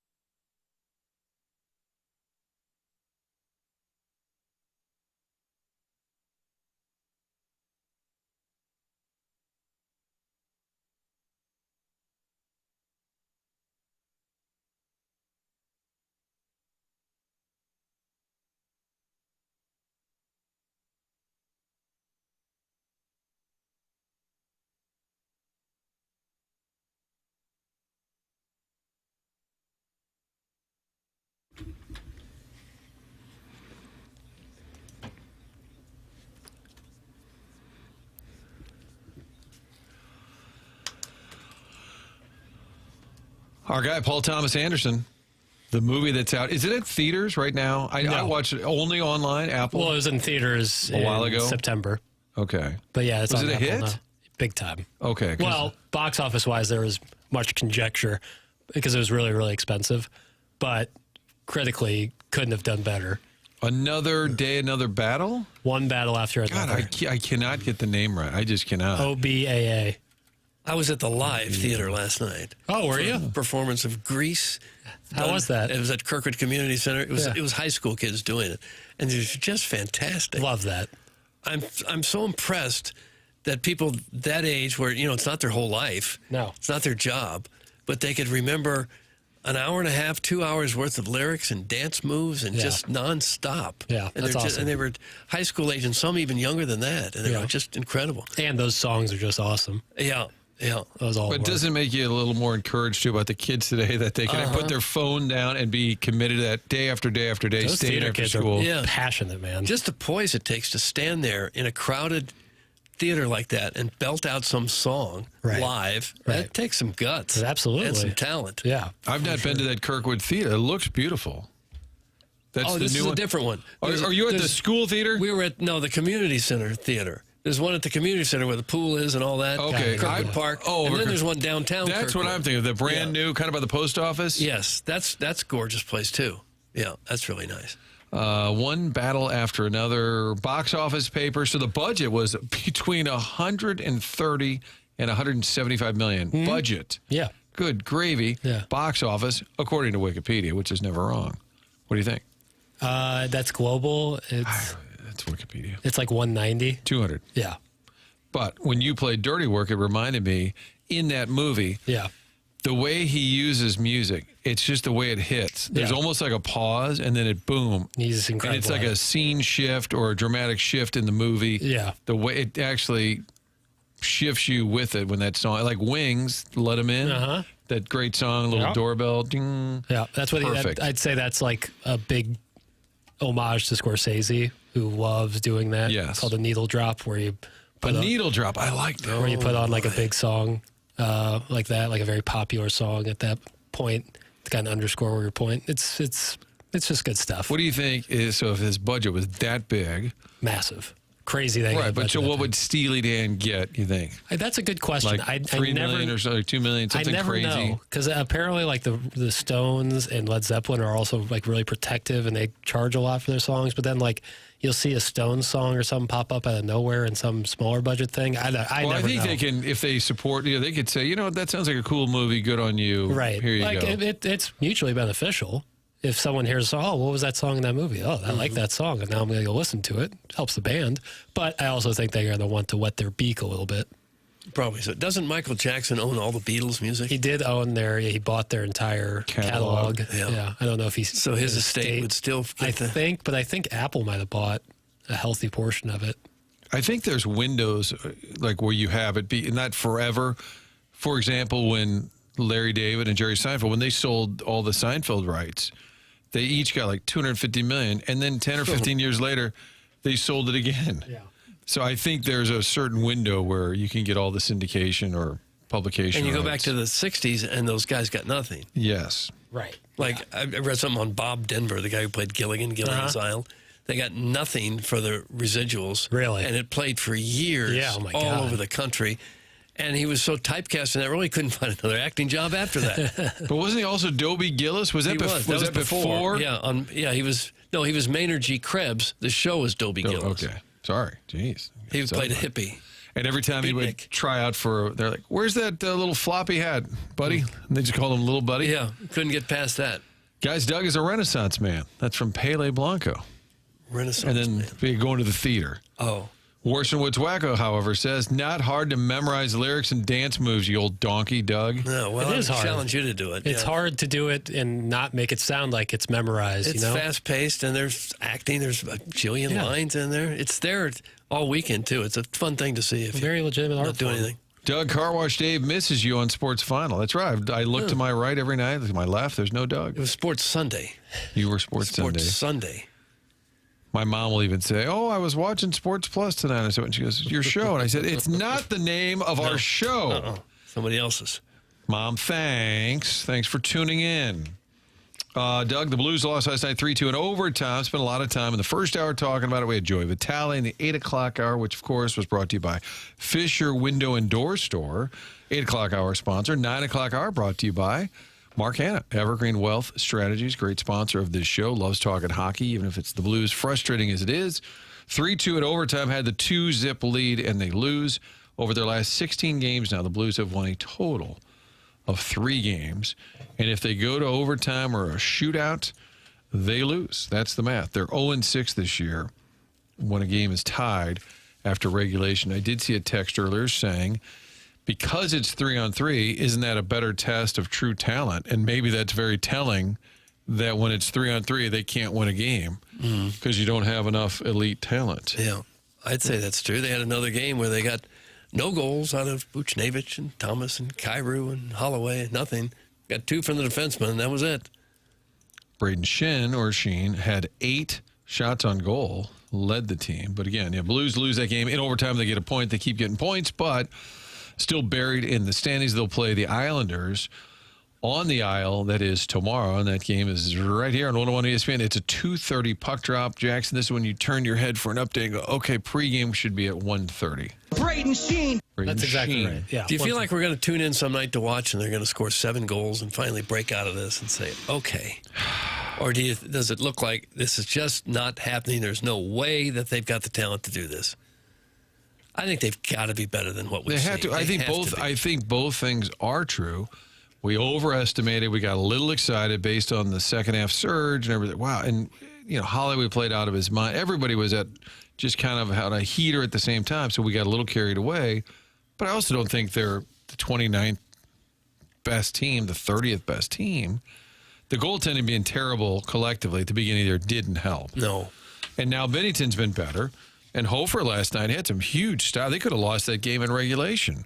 He gave you a chance to win. So now all of a sudden the goaltending's better, but you're still not able to win games. Yeah, still lost 4. And I think because, Mizzou's season, on the letdown factor, Mizzou's season being a decent letdown. Cardinals, City. I mean, we talk more about the Blues because I think we're kind of counting on them to at least be a playoff contender. Yeah, Missouri's win total before the season was 7.5. So they're kind of right where if they lose to Oklahoma, which they are expected to, and then beat Arkansas, you'd be 8-4. The season played out exactly how people would have thought. It is funny because I predicted 8-4. But I'm kind of disappointed. But it's exactly what I thought they would do. It seems like every year Mizzou's about 8-4. I know there's some exceptions, but it seems like as a program over time, they're about 8-4. Yeah, I think once people saw the defense and how good they were, that's when I think expectations rose a little bit. And then Ahmad Hardy's prolific nature, I think, was included in that. Is Iowa a good comp? Because Mizzou's kind of at this point now, and granted, they did win the 10, the 11 the last couple of years, so we can't say 8-4 every year, but that does kind of feel program-wise what their profile would be. I don't hear Iowa people getting up in arms, like Kirk Ferentz, we never break through. Well, I think they're really unique because of the Kirk Ferentz thing, how long he's been there, and the style of football they play being more unique as the years go by. So I feel like they're a tough comp. But I'm saying they feel okay with it. How much time do you spend listening to Waterloo Talk Radio? Well, I don't, Doug. Okay. Des Moines, call in. They're Iowa City, right? Yeah. But I know Waterloo's a funnier sounding name. Yeah, but I know you're a comedy genius. That's where Matt Lauer started. There was KWWL, Doug, and I applied for a job there. And the guy who ran Channel 5, Bill Bolster, who later started CNBC, he used to run the Waterloo station. And I got a tape to him at one point, or somebody knew him, and they said, just call him up. And he was like a big, I think it was when he was in St. Louis. And they patched me through. And I'm like, hey, Mr. Bolster, I'm friends with the McGarveys. They were, friends of yours in Waterloo. And he goes, yeah? No. Oh, I was kind of like Herb calling in the 8 o'clock hour. And I said, yeah, well, they said I should just call you about maybe being like a summer intern there at News Channel 5 and all that. Yeah, we have an internship program. I said, okay, thanks. Terrible phone call, terrible idea, but it was my friends. They were so excited because they knew him. Call him up. Years later, Mike Bush in the Bush Stadium press box. Martin, do you know Bill Bolster? Started CNBC. And I said, oh, yeah, I called you once. He said, oh, you did? He's a big, heavy set guy. Do you remember him at all? Yeah. And he said, oh, you called me? Really? What? I said, the McGarry. Oh, I love the McGarrys from Waterloo. I said, yep. And he said, so you called me? And I said, yeah, and you were kind of a jerk. And how do you take that? He looked crestfallen. He said, oh, no. And Mike Bush was, well, that wasn't nice. No, he didn't say that. It's not very hard to be nice to young people calling, trying to get into the business. It doesn't take a whole lot. You know who's nice? Sponsor of the 9 o'clock hour, Mark Hanna of Evergreen Wealth Strategies. Mark Hanna of Evergreen Wealth Strategies, longtime TMA and Tim McKernan Show podcast sponsor, and the sponsor of Jeremy Rutherford every Wednesday on TMA and our 9 o'clock hour as well. He is heavily invested in our shows, and I recommend you give him a call because you will feel better about your financial situation and life in general when you talk to somebody as kind as Mark Hanna. 314-889-0503, or you can go online at evergreen-ws.com. The purpose for having a financial advisor is so that you can have someone in your corner who can help you make good decisions to help you get toward your goals. That can be Mark Hanna of Evergreen Wealth Strategies. 314-889-0503, or go online at evergreen-ws.com. That's Mark Hanna of Evergreen Wealth Strategies. How about this from the Brothers Times, Stephen? Off topic, but Martin Jackson, KG, as a Mizzou hater, I would like it on the record. I think Mizzou's going to win straight up this weekend. That's from Stephen Time. Yeah, I mean, we'll do SEC pick'em here in the next segment. Oh, but, okay. But I just think Oklahoma's defense, especially their run defense, is really going to make it challenging Forcing for Missouri. Mizzou to pass. Yeah, obviously Missouri's defense is very stout, so I think you're going to see a defensive battle, and it just kind of depends on which quarterback I think can elevate. And if I had to bet John Mateer, who's looked a lot better the last few weeks, compared to either Beau Pribula back from an injury or Matt Zoller's, How many times have we seen this movie where we think, well, here's Mizzou's chance to win that big one? And do they ever win that big one? No, but right when you think they won't, maybe they will. A little optimism. That's why I always pick them to lose. And people are like, God, you're such a wet blanket, such a sourpuss. I'm like, well, it's just based on what we've seen. If it is a big game, we'll find out what we're going to pick. We'll do that when we come back. It's TMA, brought to you by Brown and Crouppen.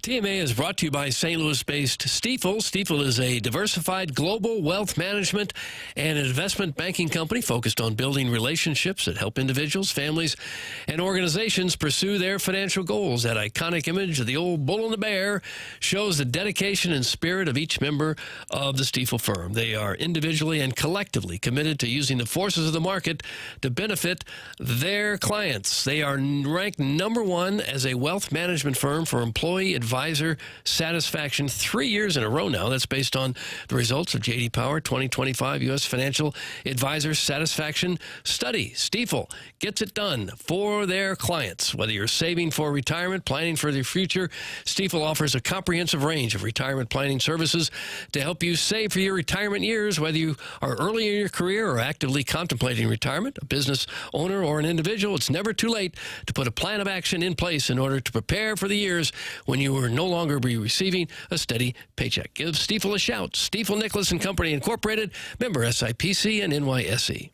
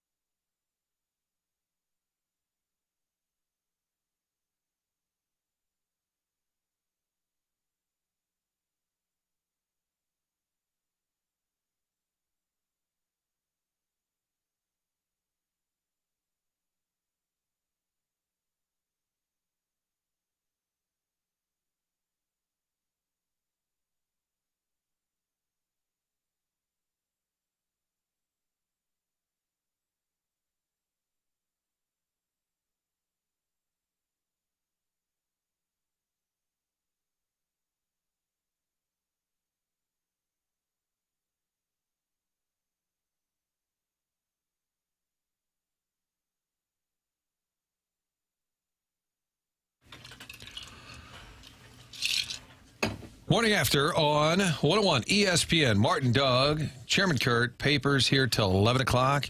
BK and Ferrario taking over at that point. Tim's back on Monday. Air Comfort Service text inbox, the Callier and Thompson phone lines that brought us Herb and Joey Vitale and Gabe DeArmond. Busy Friday here. Got a big sports weekend on deck. A lot of high school, Doug. Big high school state soccer. We've got semifinals out at Soccer Park in Fenton.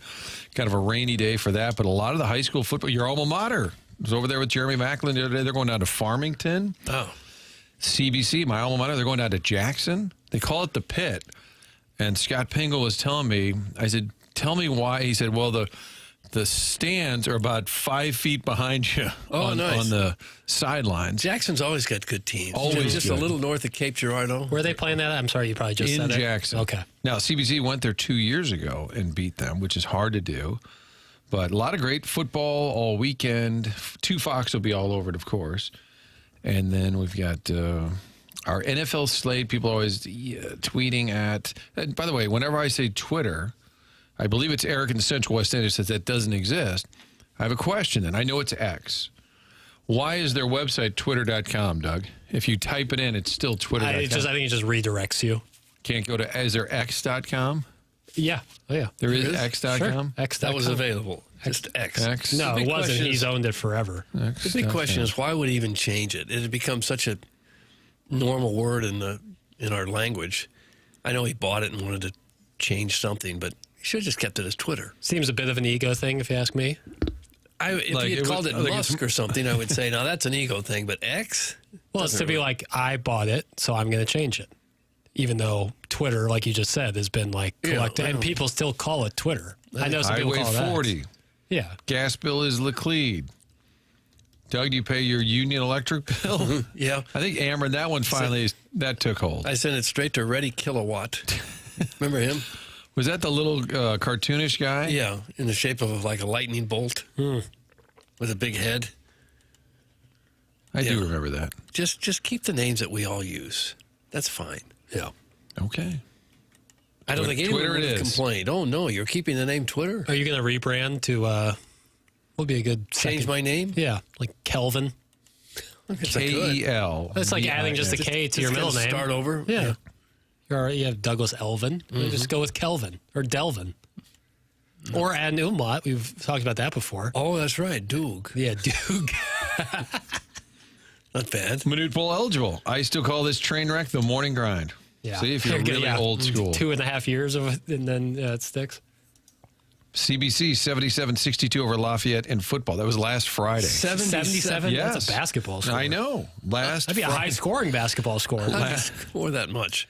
Where was the defense? I think there was some special teams breakdowns on top of it. Like It took no it was like punting? a high school game that took like 4 hours. Oh, God. They scored 77, and then the coach could still be hopping mad at his team because they gave up 62. Yeah.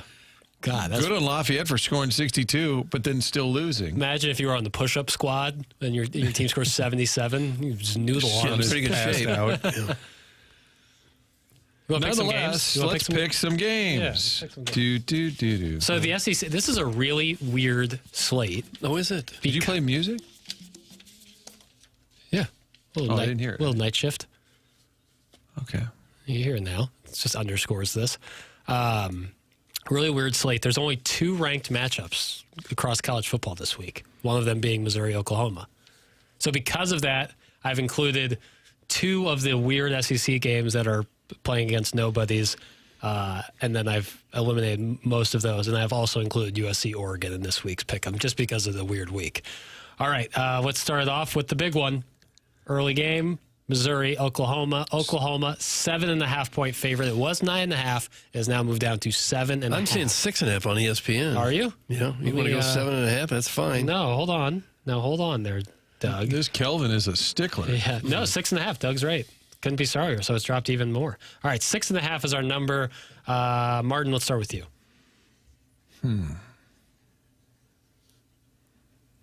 Well, on that A&M game, I said they would stay close. That didn't turn out. No. Oklahoma. Martin is on A lot on the line. Yeah. A lot on the line. I want Mizzou to win so bad, but like I said, I've seen this movie play out many, many times. Mizzou goes down there, and it won't be very close, I don't think. I'll pick Oklahoma. I hope I'm wrong. I'll take Missouri. I would have preferred that. I would have preferred it at 7.5 touchdown loss. Give me that hook, but so you think you in your gut? I think if I'm reading this correctly, you kind of feel like they're going to play well but lose. Yeah, no, I think if I'm taking this, I would also take it straight up. Now, I would expect to lose that money, but I think there's some decent value. You're betting with your heart. Sure. And I'm hoping for some magic. We'll try out. All right, the next biggest game that I know all of us are worried about is the Charlotte 49ers heading between the hedges to Athens, Georgia to take on the Bulldogs. That's a 43.5-point spread in favor of Georgia. You think Georgia covers 43.5? It should be known that Kirby Smart is 0-15 in games where he's favored by 38 points or more. 0-15 against the spread. Against the spread, right, yeah. He has a Franklin. I'm sure that spreadsheet. Arbor Day was asking for some Don Imus mixed in with the picks. That's why randomly was. I always appreciate it. Charlotte has had games this year where they've given up 48, 54, 49, and 54 and 42 points. 1-9. Yeah, they're terrible. Yeah, I'll be bold and take the Bulldogs. Yeah, I don't think Georgia's going to lay it on. They don't need to. So you'll take Charlotte I'll take cover? Charlotte to cover. Yeah. I don't think Georgia will try to lay it on, but they won't be able to help it. They accidentally scored 77. I'll take Georgia. Okay. This won't be competitive. The only other game I have where it's a massive spread one is Eastern Illinois as they take on Alabama in Tuscaloosa. Alabama, Doug, just a 50.5-point favorite. 50.5. Yikes. 50.5. The sports books think that the Alabama's going to win by 50 or 51 points. I'll tell you something, brother. I'll tell you something right now. I like that Eastern Illinois squad. Yeah, Tony Romo. Mike Shanahan went there. Tony Romo. Brad Childress. Eastern Illinois lost to Lindenwood 42-12. Yeah. Sean Payton, another Eastern Illinois? That's right. Yeah. Boy, that's a huge. I think I'll go with the traveling blood donor because I just think it's such a big too number. many points. Yeah. Here's another one. It's just such a mismatch. I think Bama will win by even more than that, whether they want to or not. Doug likes a good skull pounding. I don't like it, but I just think that's probably what's coming. My wonderful Aunt Georgianne and my wonderful uncle. What's her name? Georgianne. Georgianne? That's my mom's name. Really? Yeah, yes. we call her Gigi. I've never heard of anyone else. I'm serious. My mom's name is because my grandfather, George, they named my mom Georgianne. Split the difference. Sure. I've never heard anyone else with that name. Yeah, that's my aunt, my dad's sister. Is that right? Georgianne, we call her Jarge or Gigi. You're going Jarge. You're putting a hard A on there. Yeah, well, that's what we call her, Jarge. Okay. That's like a barge, Jarge? It's like Highway Farty. Georgianne.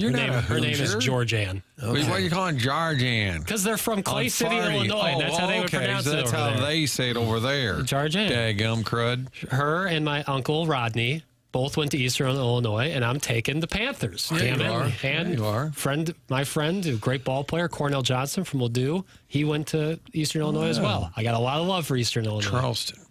Kevin Duckworth. I had Sean Payton on the podcast a couple of years ago. He's friends with Chaser. And he had great stories about being the ball boy. And he said, oh, my God, Jim Hannafin smoking cigarettes and drinking. And he had all these great football Cardinals stories.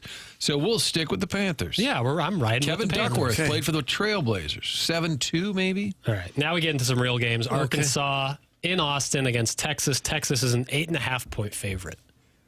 Didn't Arkansas, they've been covering a little bit lately. They like to score. They don't play much defense, but they can score. I feel like Petrino, he's got them. They got to get somebody. They're going to clip somebody. Texas is kind of done, even though they act like they're not done, so they may be a little bit half in, half out. It's in Austin? Yes. They've lost 8 in a row, Arkansas, after winning their first 2. Yeah, well. I'll go Texas. Okay. Art says. I'll say Texas, too. I will take Arkansas because I think they're going to get somebody. Do you think they're going to win? No. But I think they can cover that number. I think it'd be close till the end. It's shades of South Carolina at A&M last week. Who said that? Arch? Arch said that? No. Kentucky at Vanderbilt. Vanderbilt 8.5-point favorite. And Vanderbilt still only 2 losses, so they're very much alive for the CFP. Fighting for their lives against the Kentucky Wildcats in Nashville. What's the spread? 8.5 in favor of Vanderbilt. I don't really believe in Vandy. I don't know what to make of Kentucky. Kentucky's been getting squashed over the last month. They kept it close against Texas, but by and large have not done that. I'll take Vandy. I'll take Vandy also.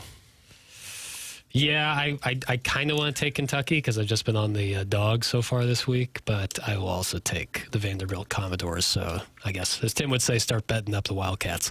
Tennessee, the only road team favored in the SEC this week. Tennessee -4 at Florida. Huh. Did you say Tennessee at Florida? Yeah, -4. Kind of a weird number. Kelvin, why did you go first? I'll go Florida. Dumbass. I'll go Tennessee. Tennessee. I will also take the Volunteers of Tennessee, Even though I love Josh Heupel. No, I proclaimed I wouldn't bet on them again after their performance against Oklahoma. Did he hate his time at Mizzou? He seems to really have a... Yeah, it seemed like he... I don't know. He probably hated that he didn't get the job when it became open. The final play for the weekend is the only other ranked matchup, as I mentioned. USC heads to Oregon. This is the College Game Day matchup in Eugene. Oregon, a 9.5-point favorite. And they got to be careful here. Oregon doesn't want to mess around. They could probably lose and be okay, but nah. You don't want to mess with it. And when you guys would say the aughts and zoo, I always thought you was in the aughts, like the 2000s. No, yeah. I didn't know the field was called Autzen. Autzen Stadium. I didn't know that. I've learned stuff on this show. It never rains on the Autzen Zoo. Autzen Zoo. I'll take USC. Okay. Yeah, I think 9.5 is a lot of points. So I'll take USC also. I will take Dan Lanning and the Oregon Duckmen. Don't say Duckman. that's what I'll play. And there you go. That's the SEC picks for the week. Jimmy Garoppolo, another Eastern Illinois. Oh, that's right. Yeah. Jimmy G. How about Tony Romo? Yep. Mentioned him. Tony Romo, Sean Payton, and then my aunt and uncle. And Brad Childers was sort of underrated, but he was a head coach of the Vikings. The guy who started Jimmy John's. Started at Eastern Illinois. Just a little sandwich cart. Now you get a gift card for that sandwich. All right, I got to roll out here. Love you guys. Papers, you should, if you have time, or if you're feeling any better. Village Bar, the tasting room for 1879 Distilling is open. All right. Noon to 5 on Saturdays. That's tomorrow at the Village Bar. All right, guys. Martin, have a great weekend, man. All right, buddy. All right, then, Martin. We'll see you.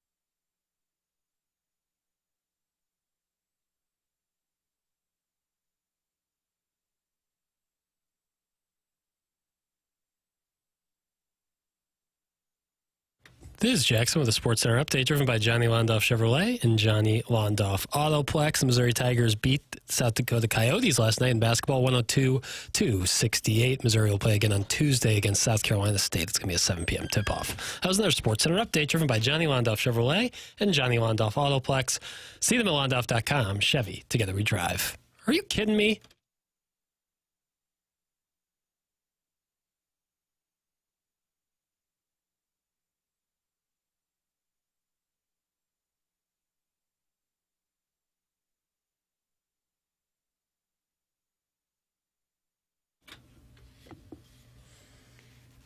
How deep is your love, Doug? Well, I haven't measured it. How deep is it supposed to be? What would be average? Probably the same amount it would take to fall off a building and still survive. 100 feet? Yeah.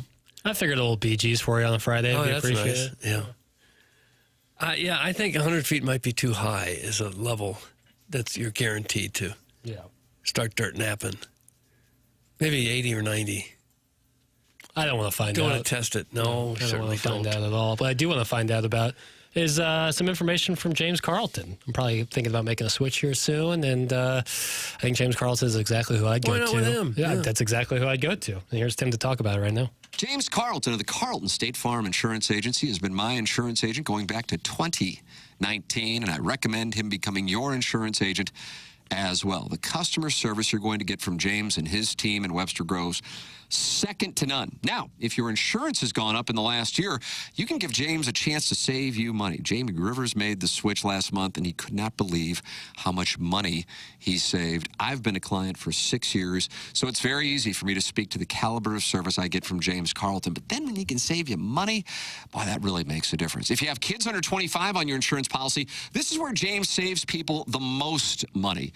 Go online at carltoninsurance.net. That's carltoninsurance.net, or call 314-961-4800. That's James Carlton of the Carlton State Farm Insurance Agency, carltoninsurance.net. If your insurance costs a leg and an arm, call James Carlton, State Farm. That's James Carlton. And Doug, if you're looking to upgrade your kitchen, you'd go to someone like Collier and immediately Thompson. Collier and Thompson comes to mind. Doesn't have to be the kitchen. They also do bathrooms and basements and wine rooms, man caves, bars, accent rooms, fireplace walls, offices. You name it, they will do it for you at Collier and Thompson. They even have a painting department now. Collier and Thompson is your go-to source for every design consideration. They carry the best cabinets, appliances, and countertops in the business, top-of-the-line stuff. You want to really make a great investment in your home, you go to the fine people at Collier and Thompson, have them show you around their design showroom, get some great ideas, maybe look at some before and after pictures on the website, and you go, holy smokes, this is a company for me. And they've been the company for St. Louis since the 1950s. They've been in business that long, and this is a company that you can trust. You know that they're going to show up. You know that they're going to do the work on a timeline that matches yours. If there's a problem, when they're done, you don't like something, they'll be happy to come back and fix it so that you do. They've got a AAA rating with the Better Business Bureau. They've won Torch Awards from the BBB. It's just a fantastic St. Louis company, and they would love to turn your home into a showplace. That's Collier and Thompson on Manchester and Baldwin, right there next to Uncle Bill's Pancake House. Come home to quality online at collierandthompson.com. Doug just announced yesterday, I believe, Booyah, a portrait of Stuart Scott, will debut following the 2025 Heisman Trophy ceremony. That's December 10th. So a 30 for 30 about the legendary Stuart Scott. What is it about his life that was different and extraordinary? Well, I think, how he kind of changed Sports Center and how much of the borderline appointment viewing. I can speak for my own self that I loved anytime Stuart Scott would hop on Sports Center, and kind of the catchphrases, the booyah of it all, I think is very fascinating. My question I had in the dossier, the Stiefel dossier that is what are some other media members, some media guys who you think would make an interesting documentary about their life? Like broadcasters. Do they have to still be alive? Like Not necessarily. Jack Buck would be a great story. Yeah, I agree. A World War II veteran and everything, and then coming back and doing everything that he did. You think Vince Scully would make for an interesting documentary? Just the stories he would tell. Perhaps. He started with the Dodgers when he was like 19 or 20 years old. Yeah. Feels like that was his entire life. Right. Whereas some of the other guys, went through hell before they ever got to the broadcast booth. Yeah. And Vin never really had a color commentator, did he? It would just be Vin? Oh, I think over the years he had some, yeah, but towards the end he just kind of wanted to do it by himself. Was he tell that story about the Beatles leaving Dodger Stadium or something, and he's just calling the game while he's doing it? I don't remember that one. Oh, I remember. I came up on my TikTok recently where it was like Vin Scully tells this unbelievable story about the Beatles trying to leave Dodger Stadium, and like every 10 seconds it's like, and ball 2 coming in. And there goes Ringo. Foul chopper. It's really good stuff. If he's not the most articulate sportscaster of all time, then Bob Costas is. It's one of the two. Yeah, Costas is a great call. Where they talk just like everything was written out a month ago and corrected for grammar and punctuation. How that comes out of a person's mind just naturally and all the time, I do not know. But it did with Ben Scully, and it still does with Bob Costas. The Stuart Scott documentary, produced and directed by Andre Gaines, it traces Stuart's journey from local television in North Carolina, becoming one of ESPN's most influential voices. It'll also feature never-before-seen archival footage, including self-shot home videos of Scott himself helped document his rise to prominence, painting an unfiltered and deeply personal portrait of a man who redefined what it meant to be both a journalist and a cultural icon. Certainly some flowery language, but I'm very much looking forward to it. Yeah, he's awesome. Pumping him up. That speech he gave at the ESPYs, I think it was only like a year change before he died, is incredible. It's incredible. So I'm very much looking forward to it. Those sports centers used to be appointment viewing for sports 100%. fans. It doesn't seem like they are anymore. When SVP does it, it's pretty good. But yeah, when I was a kid, before school, I would eat my cereal and watch Sports Center. Yeah. Right up until I had to leave for school. And then as soon as I get home, if there was a Sports Center on, watching it again. Dan Patrick was great on there. Dan Patrick, Rich Eisen on Sports Center. They had a boatload of them that were really Stan good. Verrett was really big, and Neil Everett, all those guys were very important to me as a kid. And that's how you learned about all this, everything, before social media and everything. So you didn't watch the local news. You didn't watch the local guys who were so much better than anything right, else I know. on ESPN. No, I know. I missed out. I should have been watching you. Yeah, if you could turn back time, that's certainly what you should have done. Absolutely. Because we could have given you, 2.5 minutes of sports as opposed to the hour or 2 hours that they were giving you. Right. No, I think I missed out. I missed the boat on that one. Yeah. You are listening young. to TMA, and this is presented to you by Brown & Crouppen. We're giving away 2 tickets to Motley Crue for the Design Air Heating and Cooling email today. You can email in the morning after at Inside STL. It's 10:21 here in St. Louis. That time check is brought to you by Clarkson Jewelers. We're going to take a break, come back with more of the morning after, presented to you by Brown & Crouppen on 101 ESPN.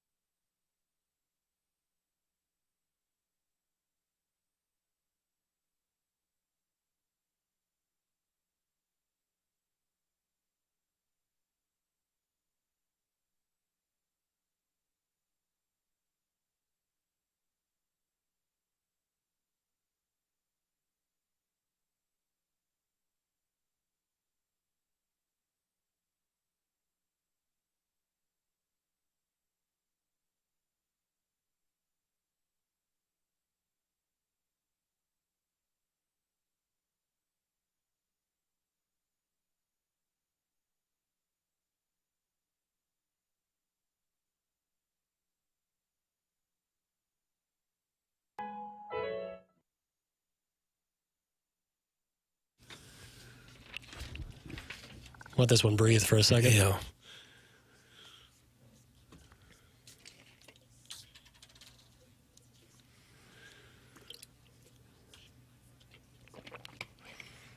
Friday after. There's just so much history involved in this. Singing this tune.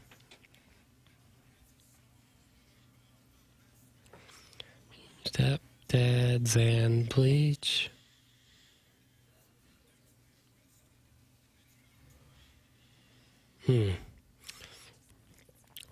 Doug, which do you think will have more cachet? The Dotham or the BMW championship that comes to town in August? Probably tied for first. Yeah. Different audience for the two tournaments, of course. How many rounds did you go to in the 2018 PGA Championship? You were there Sunday, right? I was there covering it for like the first 3 days, and then I went as a fan for the last day. Yeah. That was a special Sunday. Did you go? That charge. I went to a practice round that eventually got rained out. Nice. And then that weekend I had to go to Phoenix, Arizona in August, so lucky me. And on the way home on the flight was Sunday, and it was really getting charged up. Tiger was making the move. I think right as we left Phoenix and a stopover in Wichita, Kansas, and as we're descending into Wichita, Tiger hits that shot on the 9th hole. I think you were right by. Yeah. He flips it Standing on. 3 feet away from me. And the flight attendant comes by and says, all right, you got to lower your laptop. I fake lowered it and just continued to watch. There was nothing that was going to stop me from You continuing. violated FAA procedures? Yeah, I sure did. I'd do it again. Were you ready to do prison time over that? Yeah, well, in 2018, if you remember, that was before Tiger had won the Masters, just, I guess, 6 to 8 months later in Augusta. So, I mean, I was like, I'm about to witness Tiger make a run at another major 10 years after his last major in my hometown. There's nothing that's going to stop me from watching If it causes the plane to crash, oh well. I'll die a happy man if I got to see Eldrick raise up a... With that laptop probably right through your brain, too. You think I'd be wearing it like a visor? Yes. Yes, you would. That tournament, the turnout, the fan support it got, makes you wish we had a yearly tournament. I know. Because I think St. Louis would support it. 100%. We haven't got that much else going on. We're in agreement there, and we should have a yearly bowl game hosted at the Dome. Yeah.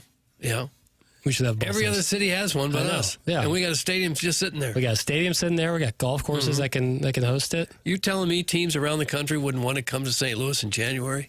Exactly right. Especially to play at the Dome. Yep. You find me a team that wouldn't want to do that. I'll find you a liar. Would. Yeah, they all would. Maybe, what are there, 42 bowl games now?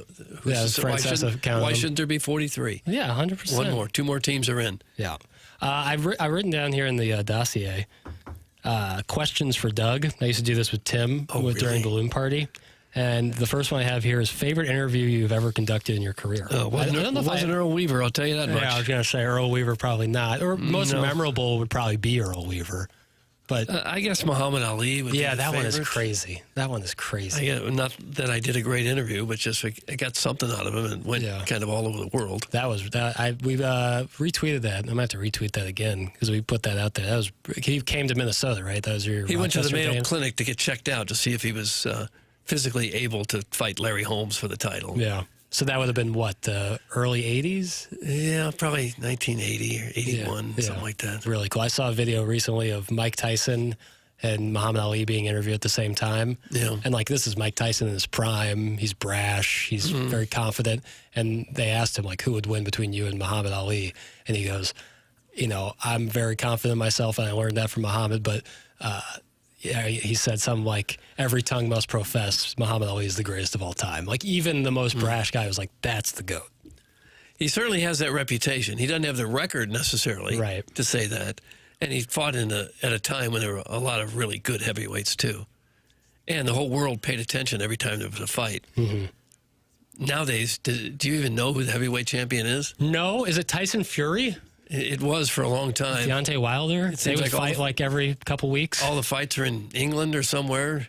That used to be one of the biggest sporting events of the year, was a heavyweight championship fight. And now we don't even know who the champion is. Usyk? Is that how you pronounce it? Alexander Usyk? Who knows? Who knows? He's the current WA, IBF, and WO champion. The big mistake the boxing industry made was to take boxing off of free TV. And go pay-per-view? Yeah. And so, and when they took it off TV, nobody knew anything about any of the fighters. Yeah. So then when you try to market them for a championship fight, everyone says, who? Yeah, right. Yeah, I remember there was like a couple of years where Fury and Wilder would fight all the time, and that would be pretty good, and then Mayweather, but he was never heavyweight. And you weren't going to spend $80 to watch it. I don't think I've ever done that. I haven't either. Spent the money I've been to places where they've bought the pay-per-view and everyone chips in like $5, but to by myself spend $80. Like imagine renting a movie. It's like, oh, no worries, it's just $75 tonight. Was like, that? Thank you. What was that fight they just recently had? One of the Paul brothers. Yeah, Jake. I think Jake. Was that pay-per-view? Or that was on just Netflix, right? Netflix, that's right. It was on Netflix, and that was a major disappointment. Yeah, because he fought. Was it Tyson? No, he did fight Tyson. And Tyson didn't try. Yeah. And then and that really hurts the sport when you put on major events where the whole country's watching. It really makes you think, this is a dud. Is this even real? Are they really trying? It's a shame to see the sport fall like that. Yeah, couldn't agree more. Because it was huge back in the 60s, 70s, 80s. That and horse 90s. racing, right? There was a time in this country where harness racing was like the number one sport. Oh, where like they're going way back. A little carriage. Yeah, going way back to like the beginning of the 20th My uncle century. owned a horse like that, and they ride around the little harness. It's big in New York, New Jersey area. You remember Tony Soprano had a horse. But was it for harness racing? No, it was Pi Oh My. Oh, that's right. But didn't go well. What will go well if your garage door is falling is using Schaefer Door Company. I agree with that. Yeah. Tim will tell you about them presently. Jason Gosrow and Schaefer Door Company, longtime TMA sponsors. I remember when my garage door broke a few years ago, I thought to myself, I have no idea who I am supposed to contact about this issue. The spring just breaks, you hear the door come crashing to the ground, and now you know you've got a problem on your hands. Well, you don't anymore, because all you have to do is go to SchaeferDoor.com. SCHAEFER door.com. SchaeferDoor.com. Plus, they set up a number specifically for TMA listeners to call or text, and that number is 636-782-3608. That's going to get the quickest response time. They service all kinds of garage doors for both service and new installations, and they have Monday morning standby service for those doors that break over the weekend. They service commercial doors as well, so if you run a business or warehouse with big, tall doors, Schaefer is experienced in these types of jobs. It's Schaefer Door Company. Jason Gosrow and Schaefer Door Company. Online at SchaeferDoor.com. SCHAEFER door.com. Schaefer Door, a CHI overhead door dealer.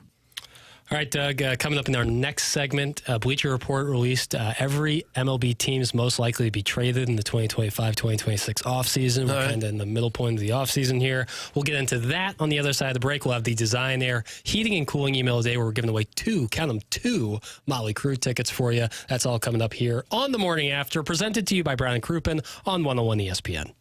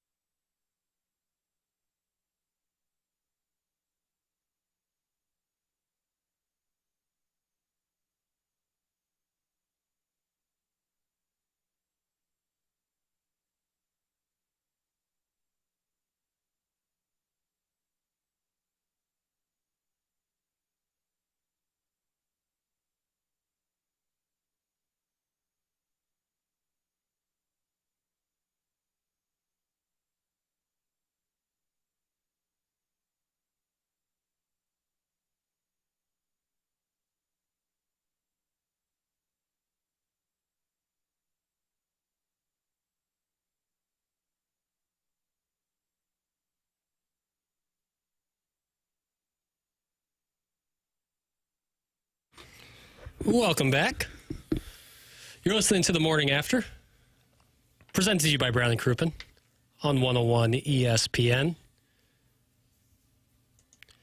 Tim off today. Martin had to bolt for onboarding at 10 o'clock. But we'll still have your Design Air Heating and Cooling email today, where we are giving away 2 Motley Crue tickets. And 101 ESPN has your shot to score a pair of tickets to Motley Crue with special guest Tesla and Extreme on August 19th at Hollywood Casino Amphitheater. Tickets for Motley Crue go on sale this Friday at 9 a.m. But we have your chance to win free tickets to the show right now. Find all ticket details and a bonus chance to register to win tickets to Motley Crue at 101ESPN.com or on your 101 app. Doug, I mentioned to you, Bleacher Report has come out with an article about every MLB team's player most likely to be traded in the 2025-2026 offseason. Your guess for the St. Louis baseball Cardinals? The most likely to be traded, I would say Brendan Donovan. Brendan Donovan is not the answer. He is not. I thought he's a guy that has some value. He doesn't make a ton of money, and they've got a minor leaguer ready to go to take his spot. Yeah, there's an Athletic article that said that there was a lot of interest around the league in Brendan Donovan, as you can imagine. Good ball player. Most likely to be traded with then Arenado? Arenado is correct. He's owed $16 million in 2026, $15 million in 2027. It's possible the Cardinals are already missing the boat by not doing more to trade Arenado away last winter. This year was the worst season of his career in terms of batting average, slugging percentage, and percentage of team games played. But someone will try to buy low on the 10-time Gold Glove third baseman who turns 35 in April, right? It might depend on whether the Phillies are trying to move Alec Boehm, as well as whether teams view a couple of Japanese imports as legitimate options to man the hot corner. Doug, likelihood, percentage-wise, you think that they're going to be able to trade Nolan Arenado? I don't know. I guess you could just give him away and pay his salary. If that, I don't see what that accomplishes. Yeah. I think if you're going to pay the salary, you might as well keep him yourself. Yeah. Yeah. I know you don't want a superstar player sitting on the bench at the end of his career, but if you got to pay him, why do you want to pay him to go play somewhere else? The idea would be to get someone else up there, give them more reps, get their clock rolling. You want Gorman to get more reps at third? No, is that going to do anything?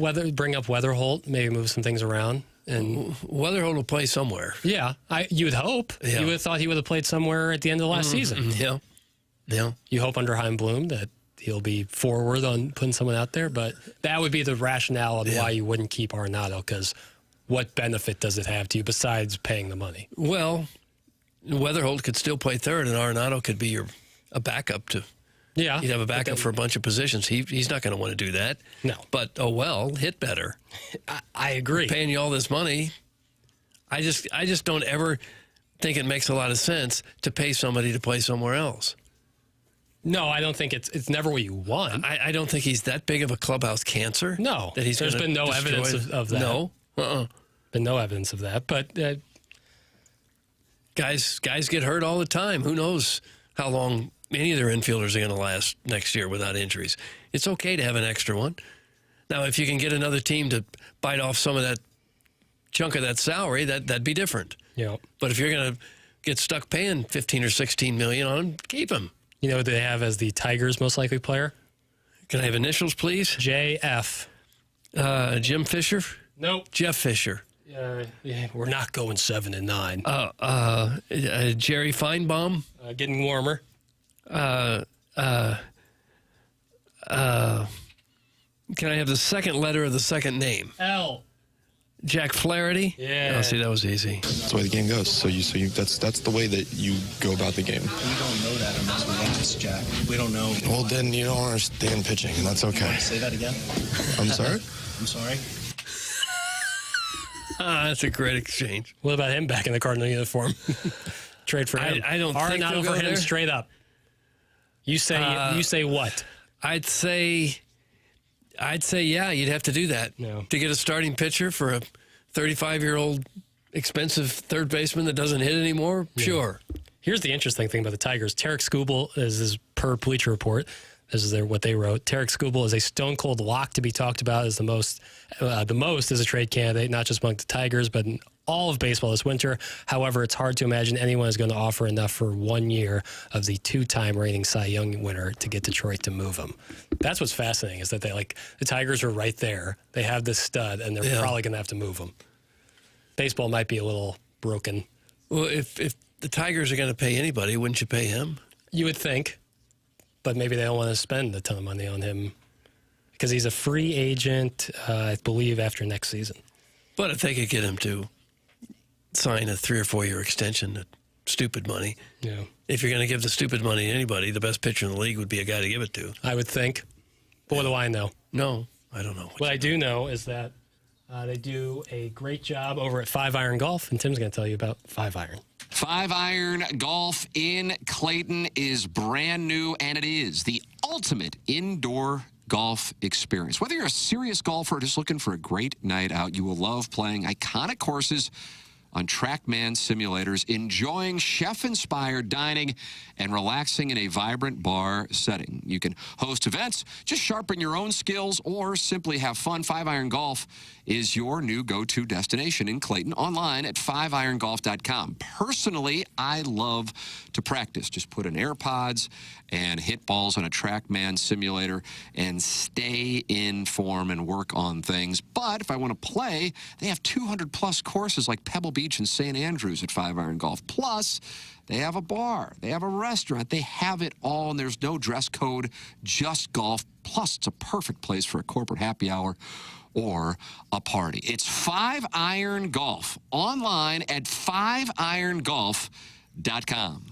And hey, it's also the final week to the Countdown to Thanksgiving campaign to benefit Operation Food Search, hosted by Lee's Famous Recipe Chicken, Hot Shot Sports Bar and Grill, Coca-Cola, and 101 ESPN. You can drop off a non-perishable food item at any Lee's or Hot Shots location now through today. So today is your final day.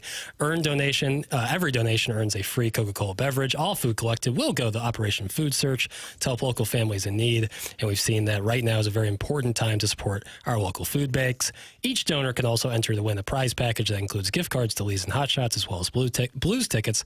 Get all the details on the Countdown to Thanksgiving to benefit Operation Food Search right now at 101ESPN.com. We'll be coming back next segment with the Design Air Heating and Cooling email day, where we're giving away two tickets to Motley Crue. That's coming up next here on The Morning After, presented to you by Brown and Crouppen on 101 ESPN.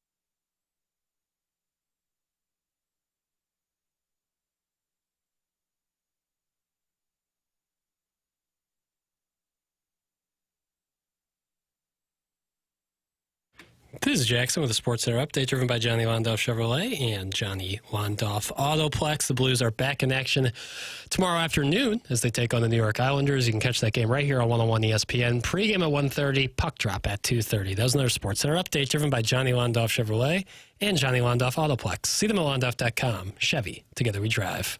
Are you kidding me?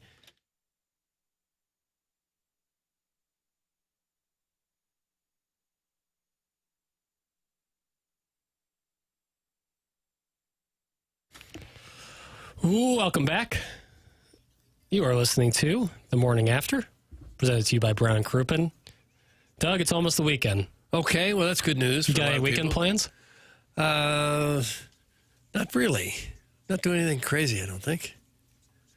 No, you? Not much. Try to stop by Gobble Bowl for a second, probably after the Missouri-Oklahoma game. Mm-hmm.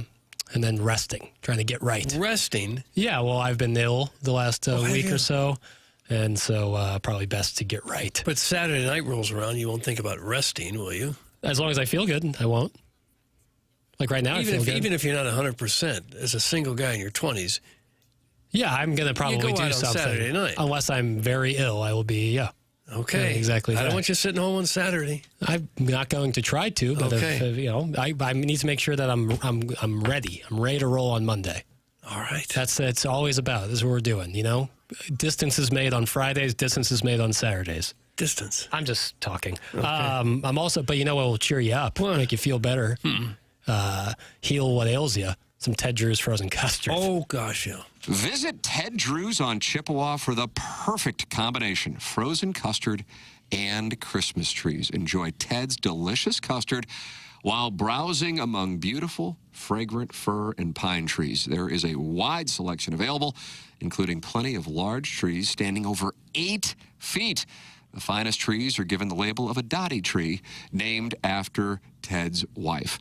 Ted Drew's was founded on the principle, our business is service. The staff at Ted Drew's will help you select your tree, carry it to your vehicle, and even secure it for the ride home. Ted Drew's also offers a variety of holiday greenery, including beautiful wreaths with handmade bows and pine roping as well. And while browsing the fresh trees at Ted Drew's, sip on a hot chocolate or try one of Ted's specialty flavors like Crater Copernicus, the Blue Note, the Turtle, or the Cindermint, inspired by Ted's daughter, Cindy.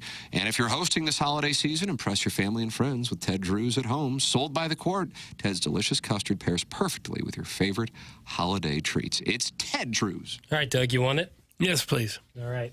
I'll have a strawberry Ted Drew's concrete. I also want some Ted Drew's, but I also really desire the Design Air Heating and Cooling email today.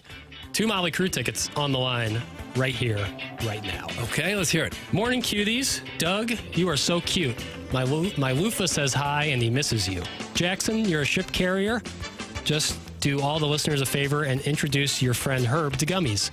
And Drinkwitz to Penn State or LSU. And here's a name, Jeff Fisher to Columbia. Just kidding, but I just want to hear Martin's impression. Love you, boys. Bye. That comes from Love You Boys. Bye. Love you, boys. Bye. How about Jeff Fisher as the Missouri head coach? I don't think he'd want it. He made a fortune, and he's got to be 70 by now. Coached in the, what was it? Not the UFL, not the XFL, but something like that, like the Michigan Panthers a couple years ago. I found that odd. But maybe he was making like $7 million a year with the Rams for a few years. My dearest Douglas, General Benedict Martin just barked orders at us. Commander Jackson, that powdered lobster, stole our pint-sized Fife player, Timmy. They stole him in the night's gaze. We told the commanders he was a worthy prize for the British, but they doth not listen. We'll ride hard upon my horse named Sibian, swap powder for ale once we cow-tie the bastard. No one steals our little Timmy.